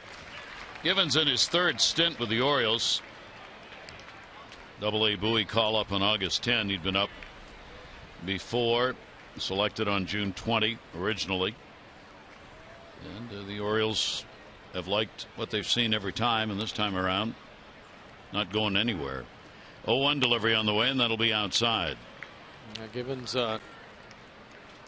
changed over. He was a shortstop, signed as a shortstop for the Orioles. Years in the minor leagues. I asked him if he'd like to try pitching after offensively had some struggles, and he has taken hold, dominating. He'll field his position, and Mauer's retired. Be interesting to see. We'll see how far this game goes, whether or not Buck Showalter is going to feel a need to make a move for tomorrow's game regarding pitchers. He talked about that. He said before the game today, if there had been a short start, that probably a move would have to be made to strengthen the bullpen. Well, this is kind of the same thing. The bullpen's being used not because of a short start, but length of game. Yeah.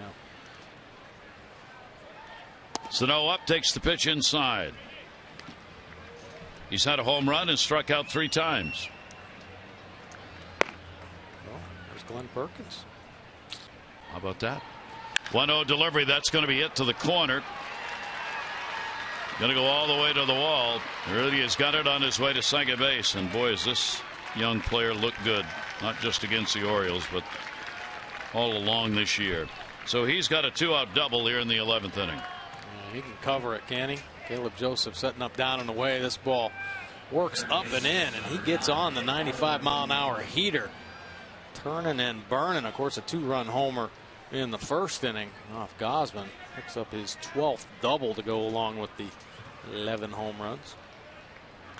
Twins 2 for 6 with runners in scoring position. Get another one here in the 11th inning. And this is Eduardo Nunez, who will swing and miss. Nunez on for Plouffe, came on as a pinch runner. This is his first at bat. Brian Mattis for the Orioles. Plouffe had the RBI in the 9th inning that tied it up. Plouffe had a 2 for 4. A couple of base hits in the game.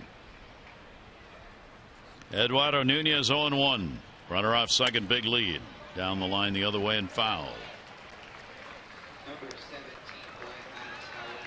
So Givens gets ahead of him in a hurry. Sano the potential go ahead on at second base.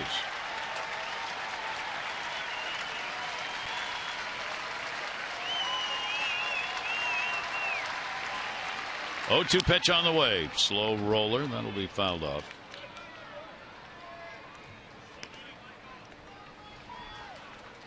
Count will stay at 2 strikes. Outfield shallow. Would be against Nunez anyway. And here in the 11th inning with 2 down and a runner at second. Base hit that's cut off could ever play at the plate. Nunez will take it up high. There you go. Get ahead. Tried to expand with the slider. Nunez on a free swinger. Kept his bat alive, but changed the eye angle. Caleb Joseph wanted that heater up and out of the zone. Executed it well. Let's see what he backs it up with. 1-2 delivery on the way by Givens, and that'll be inside and low. So he works the count to 2 balls and 2 strikes. Nunez against the Orioles this year has only had 4 at bats, 2 hits, 2 for 4 with an RBI in the 7 games these teams have played. 2-2 delivery on the way. Nunez down to third, just missed. Ooh-ah. Put that slider up.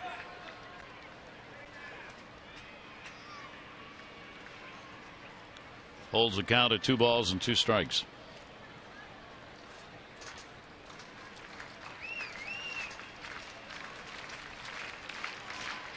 Real big lead at second base.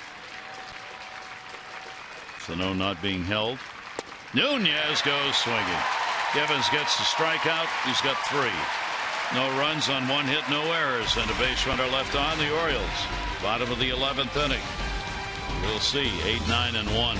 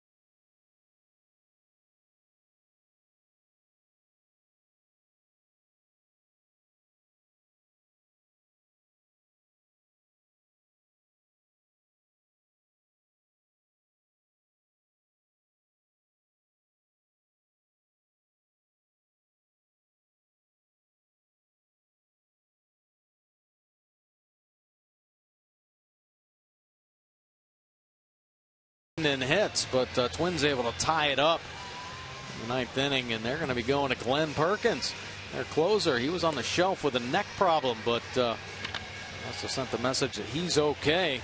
70% fastballs, 92-96 with the heater. Breaking ball is the hard slider. 31 saves in his 33 opportunities. 2.66 earned run average. The run average is kind of ballooned here. Recently, he's had some struggles. Opponents hitting 238 overall. The righty's just 184. Lefty's up to 388. Fly ball pitcher. 66% of his outs in the air, and he has given up the 6 home runs. He has worked 2 games against the Orioles this year. 1 for 1 in save opportunities. 2 innings, nothing against him. 3 strikeouts. Ball will be put up in the air by Caleb Joseph, second base. Handled by Dozier. Will pitch in and out here in the bottom of the 11th inning. So Caleb with an 0 for 5. J.J. Hardy's going to get his first at bat. Hardy came on defensive purposes in the 9th inning when the Orioles had the lead. Now staying in the ball game and stands in with 1 down here in the bottom of the 11th inning.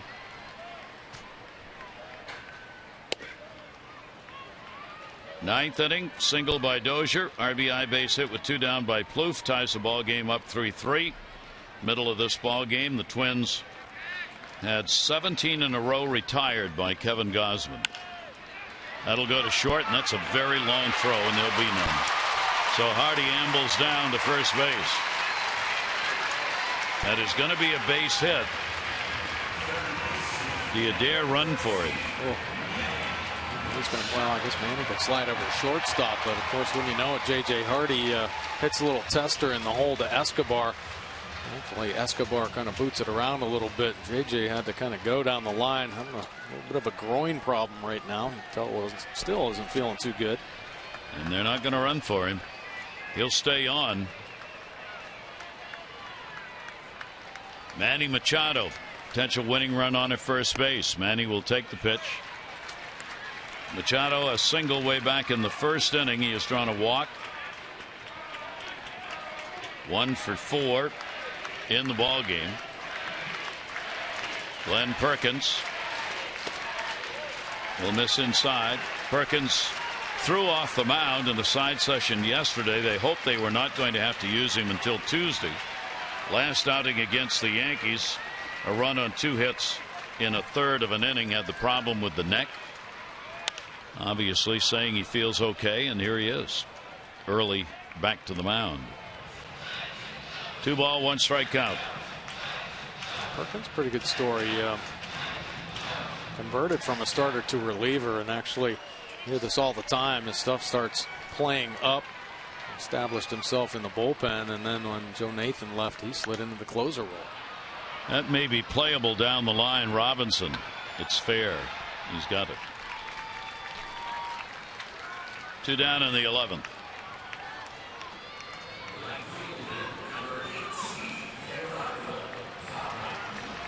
Perkins, couple of outs. Hardy stays on at first base. Malone is up in the bullpen. How about that? Tommy Malone worked 5 1/3 innings as a starter 2 days ago. Yeah. Brian Mattis is set for the Orioles. Perkins obviously will not work more than an inning here. Here's Pyra. 2 down and into the screen.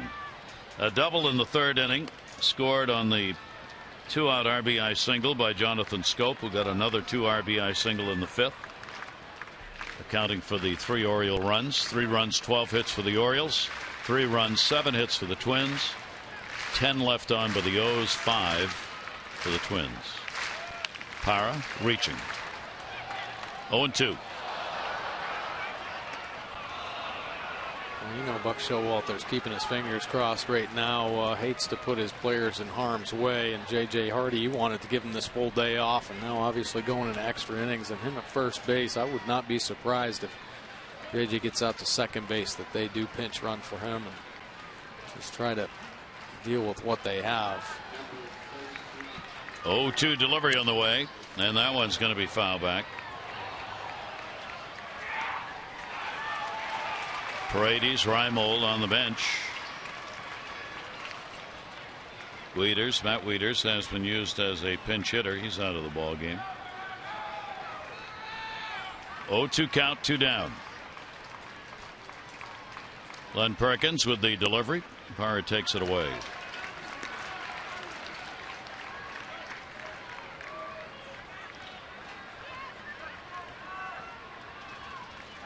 One and 2. Both pitcher and hitter now in the shadows. Sunlight between them.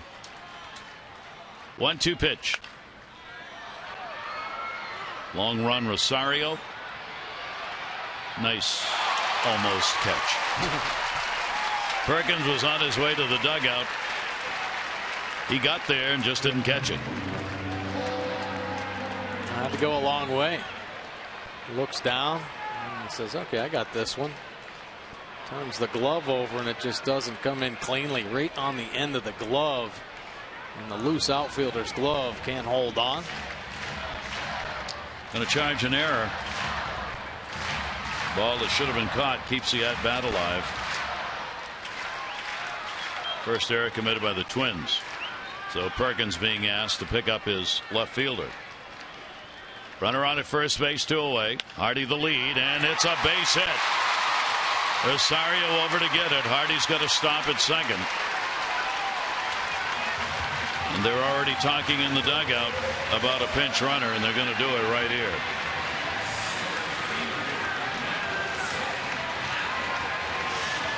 Hardy comes out. Paredes comes on. Take a look at J.J. Hardy. Giving him everything he's got. Nice piece of hitting by Parra. Slide back in there after getting this Orioles rally going with the single. And Paredes out to second base. The error that kept the at-bat alive. And Parra makes the Twins pay. The run that matters at second base.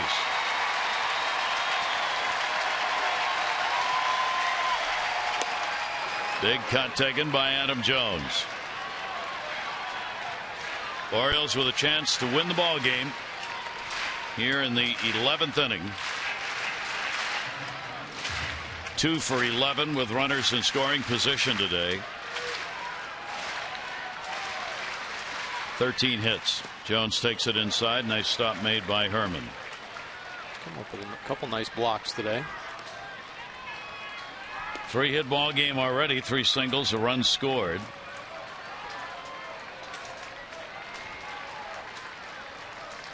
Dozier will pay a bit of attention to Paredes at second base. And not letting it too far off, but he doesn't want to give Jones that big hole between first and second. Adam will foul that away. There are 2 down here in the 11th and a 1-2 count.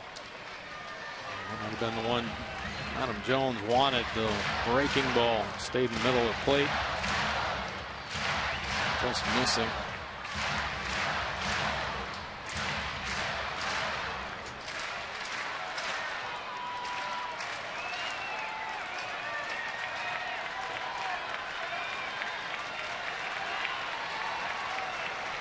Glenn Perkins.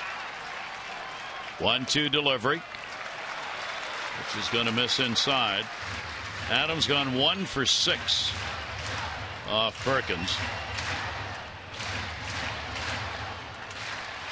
2 veteran players matched up in this at bat. 2-2 count. Adam goes down swinging. Heaves the bat in disgust at himself. The Orioles do not score. No runs, 2 hits at error, and 2 are left on base. 3-3.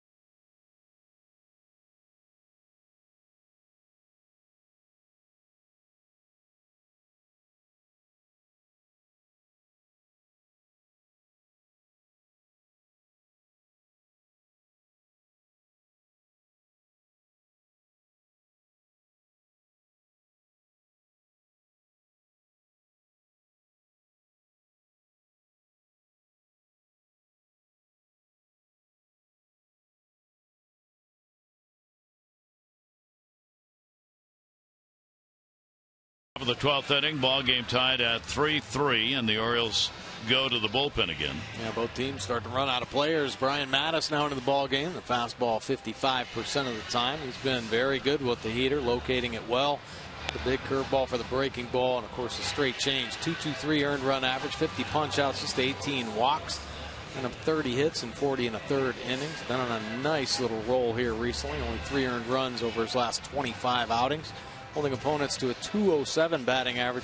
Lefties just 143. 70% of his outs in the air. So Hardy comes out of the ball game, and Machado moves from third to short. Paredes, who came on to pinch run, will stay in and play third base.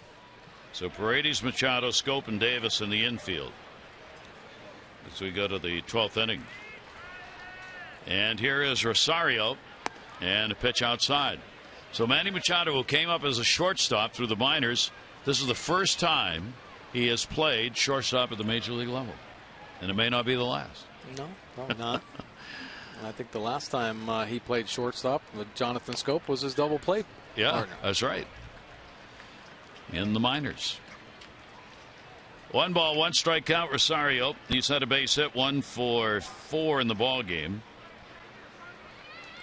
Michael Givens worked a couple of innings, 1 hit, 3 strikeouts. Nice job by Givens. Zach Britton. The blown save, an inning, a run on 3 hits. Urrutia.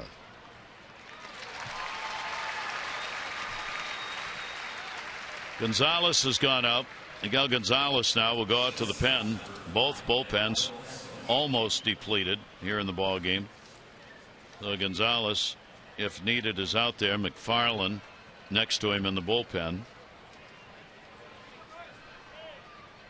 Not many left up in the Twins bullpen either. Garcia's available to pitch. The Twins have Casey Fiend and Ryan O'Rourke relievers, and Tommy Malone, a starter who's gone out there. There's Malone. He's going to be ready to pitch. 0-1 count. Here's Escobar.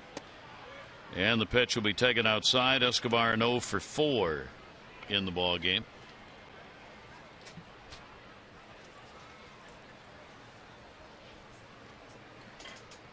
Escobar's 0 for 2 off Brian Mattis. And he reaches for one that'll be fouled off. A 1-ball, 2-strike count.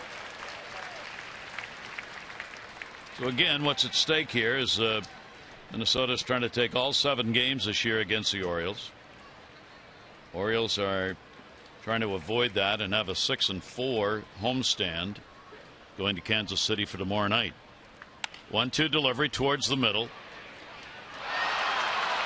Unbelievable. Sometimes the baseball god's going to go for 2. The throw is not in time. Manny Machado goes to short, and an error on the first ball hit to him at the major league level as a shortstop. Isn't it crazy, because he's been in this position before, not as a shortstop, but a third baseman in the shift. And they're just over boogieing on the chopper. Gets a little in between and kind of stabs at it. Manny with the arm can probably wait back a little bit and get a better bounce. And credit Escobar. The Orioles didn't have anybody going to second to cover, and he went. So he's now in scoring position. So Suzuki will hit for Herman, the catcher. Kurt Suzuki. Herman had an 0 for 4 in the ball game. Suzuki played in the first 3 games in this series. So Suzuki's up, only 1 away. The potential go-ahead run is on at second base. Suzuki in the series 5 for 12 with 5 RBIs. They'll hold the runner close. Scope at second base. Suzuki will take it inside. Against Brian Mattis, Suzuki 4 for 12. He has definitely been a thorn in the Orioles side all season long. 1-0. And again we see a foul tip. Home plate umpire said it tipped the bat. Suzuki didn't think so. Again, we've seen that small ball play by the Twins. There they go again. You get a runner who gets an error and ends up at second base because he's looking, watching, and the Orioles don't cover and he goes. That's the way they are playing this series. Yeah, whole series just like that. Yep. Shattered bat. Good play by Mattis. He'll go to first to get the out, holding the runner.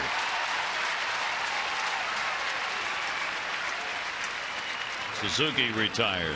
Not an easy play here by Brian Mattis. A broken bat, so you got to readjust, almost like a changeup coming back at you. And then when you step to throw, you're stepping uphill on the mound. Nice job by Brian to get that second out. Jason Garcia starting to warm up in the bullpen. Now there are 2 down, runner at second base. Shane Robinson, number 9 hitter, right fielder, 0 for 4. Will take the pitch for a strike. Robinson has faced Mattis only once and gone 0 for 1. 254 off left-handers coming into the game. 0-1 delivery to him. Down to third and foul.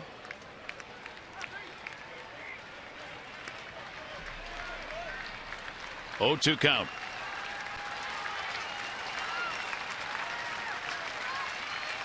Orioles outfield really shortened up here.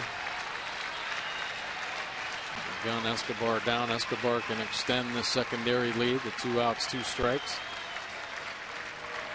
And the 0-2 up high. We are in the 12th inning. Twins tied it in the 9th. Orioles had a 3-2 lead going into it. Orioles took that lead in the 5th inning. Jonathan Scope, 2 RBI base hit. He also has the other RBI that came in the 3rd. But the Twins got the 2-out single from Plouffe to tie it up in the 9th. 1 ball, 2 strike count. Big lead at second. Robertson takes it up high. 2-2.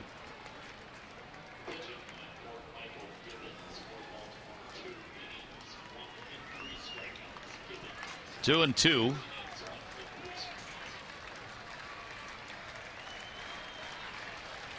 They're playing in Seattle in the 6th inning. Here's the 2-2 delivery. Breaking ball down to third. Off the glove of Paredes. Gonna make the turn. Machado can't cleanly pick it up, and a run will score. So the changes on the left side here in the 12th inning result in 2 errors and a run scored and a 4-3 Twins lead. Well, the risk of J.J. Hardy being lost for the season. The pinch running here moves Paredes over to third base. Machado to short. Machado making an error to get Escobar to second base, and here the chopper. And in the sun all day, so this dirt is going to play quick. That second hop, it's a super ball and shoots up and over the glove of Paredes. Escobar able to score the go-ahead run. So the Orioles find themselves down. Ball put up in the air by Buxton down the line, the leadoff batter. Credit Escobar with that heads-up base running. Malone is ready to come on and pitch in the bottom half of the 12th with a lead. And a tough break for Brian Mattis on the mound with the errors behind him in the ball game. 2 of them here in the 12th inning by the team that has committed the fewest in the game. 1 ball, 1 strike, 2 down. Runner on at first base, Robinson. No RBI on that.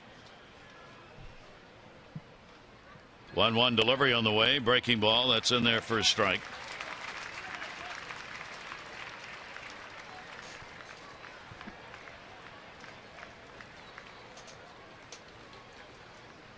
One and 2.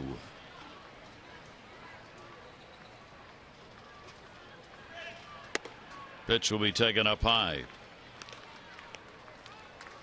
2 balls, 2 strikes, 2 down. Well, if nothing else, I think Minnesota Twins shaking up the Orioles, and they should really pay attention to some of these opportunities the Twins have taken advantage of. Mattis will get the strikeout, but it'll be a runner, and there were no hits, 2 errors. Base runner left on, bottom of the 12th. Twins up by 1.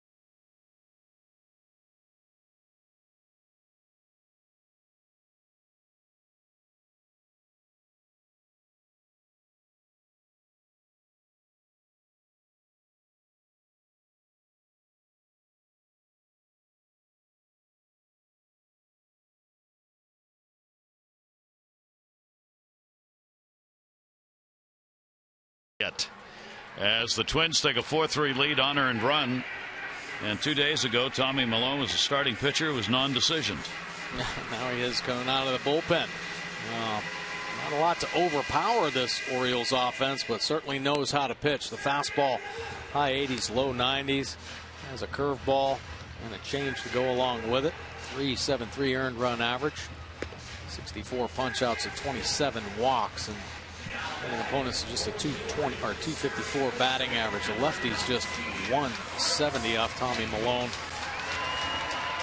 Good ability to keep hitters off balance and mix up all of his pitches. This is going to be his 4th time as a reliever. Suzuki stays in the ball game,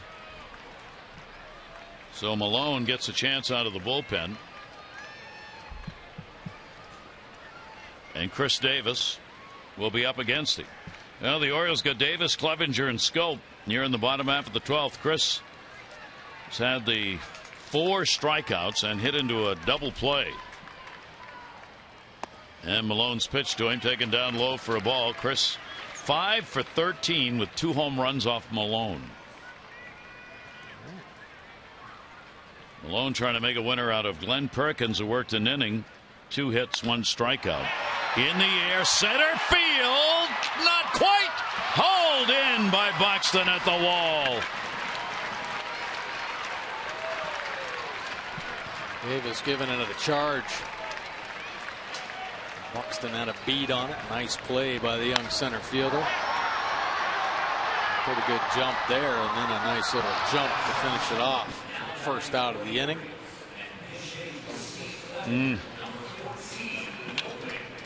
Nolan Reimold is going to pinch hit for Clevenger to get a right-handed bat in against Milone.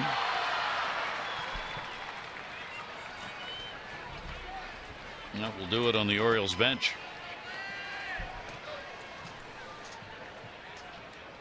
Reimold at 229. 2 for 5. Lifetime against Milone.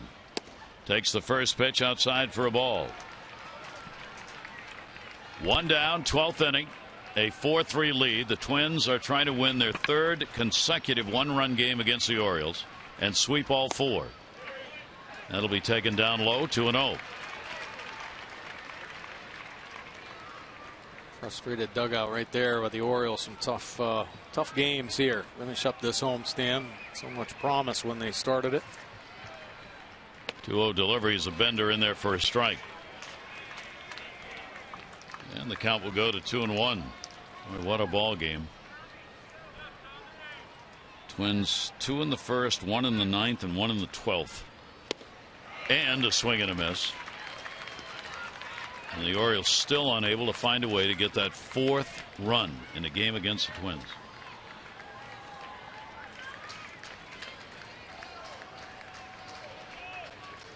Two. Reimold waiting on it. And will foul it back. Keeps his at-bat alive. Milone has a win against the Orioles this year in 2 starts. He's got a chance to have a win and a save now. 2 ball, 2 strike count. Reimold will take it. Good eye. 3-2. Scope on deck. Take a look at Paredes, Manny Machado. Tough inning there to let the run in.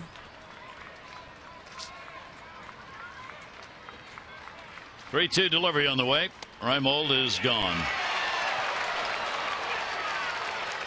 Catches the inside corner. 2 down. Last half inning here. The chopper, Manny Machado, just moving over to shortstop. Gets a little in between on the chopper, and then Paredes can't get deep enough. A super ball bounce off the top of the glove, and Escobar able to score. And that right now is the difference in the ball game. 2 away. Jonathan Scope asked to do it again. 3 RBIs in the game on 3 hits. Swung on and missed. Milone with a nasty breaking ball right there. 0-1. Well, everything's just so soft, and great feel for his off-speed pitches. Working the bottom of the zone to get Nolan Reimold, and they're Starting Schoop off with the breaking ball. Got to get him up. Schoop has had a 1 for 7 off Malone. Glenn Perkins, who came on and worked an inning, could get his second win. And Brian Mattis would be a real tough luck loser in this ball game with the unearned run scored against him in that 12th inning. Malone's got a chance for a save. 0-2 pitch on the way, a swing and a miss, and the ball game is over. And the Minnesota Twins have swept the Orioles for the first time in a 4-game series since 2007. They sweep the season series 7-0, and they have won the last 8 games that they have played against the Orioles. 4-3 the final in 12 innings in this one. And for the Orioles, it'll be a long trip to Kansas City. Join us again tomorrow. Orioles on the road for 7. Ubaldo Jimenez on the mound. Chris Medlin tomorrow in KC. Coverage on Masson 7:30 O's Extra presented by Jeep, followed by game coverage at 8. This has been a Masson presentation. O's Extra presented by PNC is coming up right now. Tom and Rick standing by. A recap of a most interesting and disappointing game for the Orioles. For Mike Bordick and all of our crew here, I'm Gary Thorne. Thanks, everybody. Have a great Sunday night. Adieu.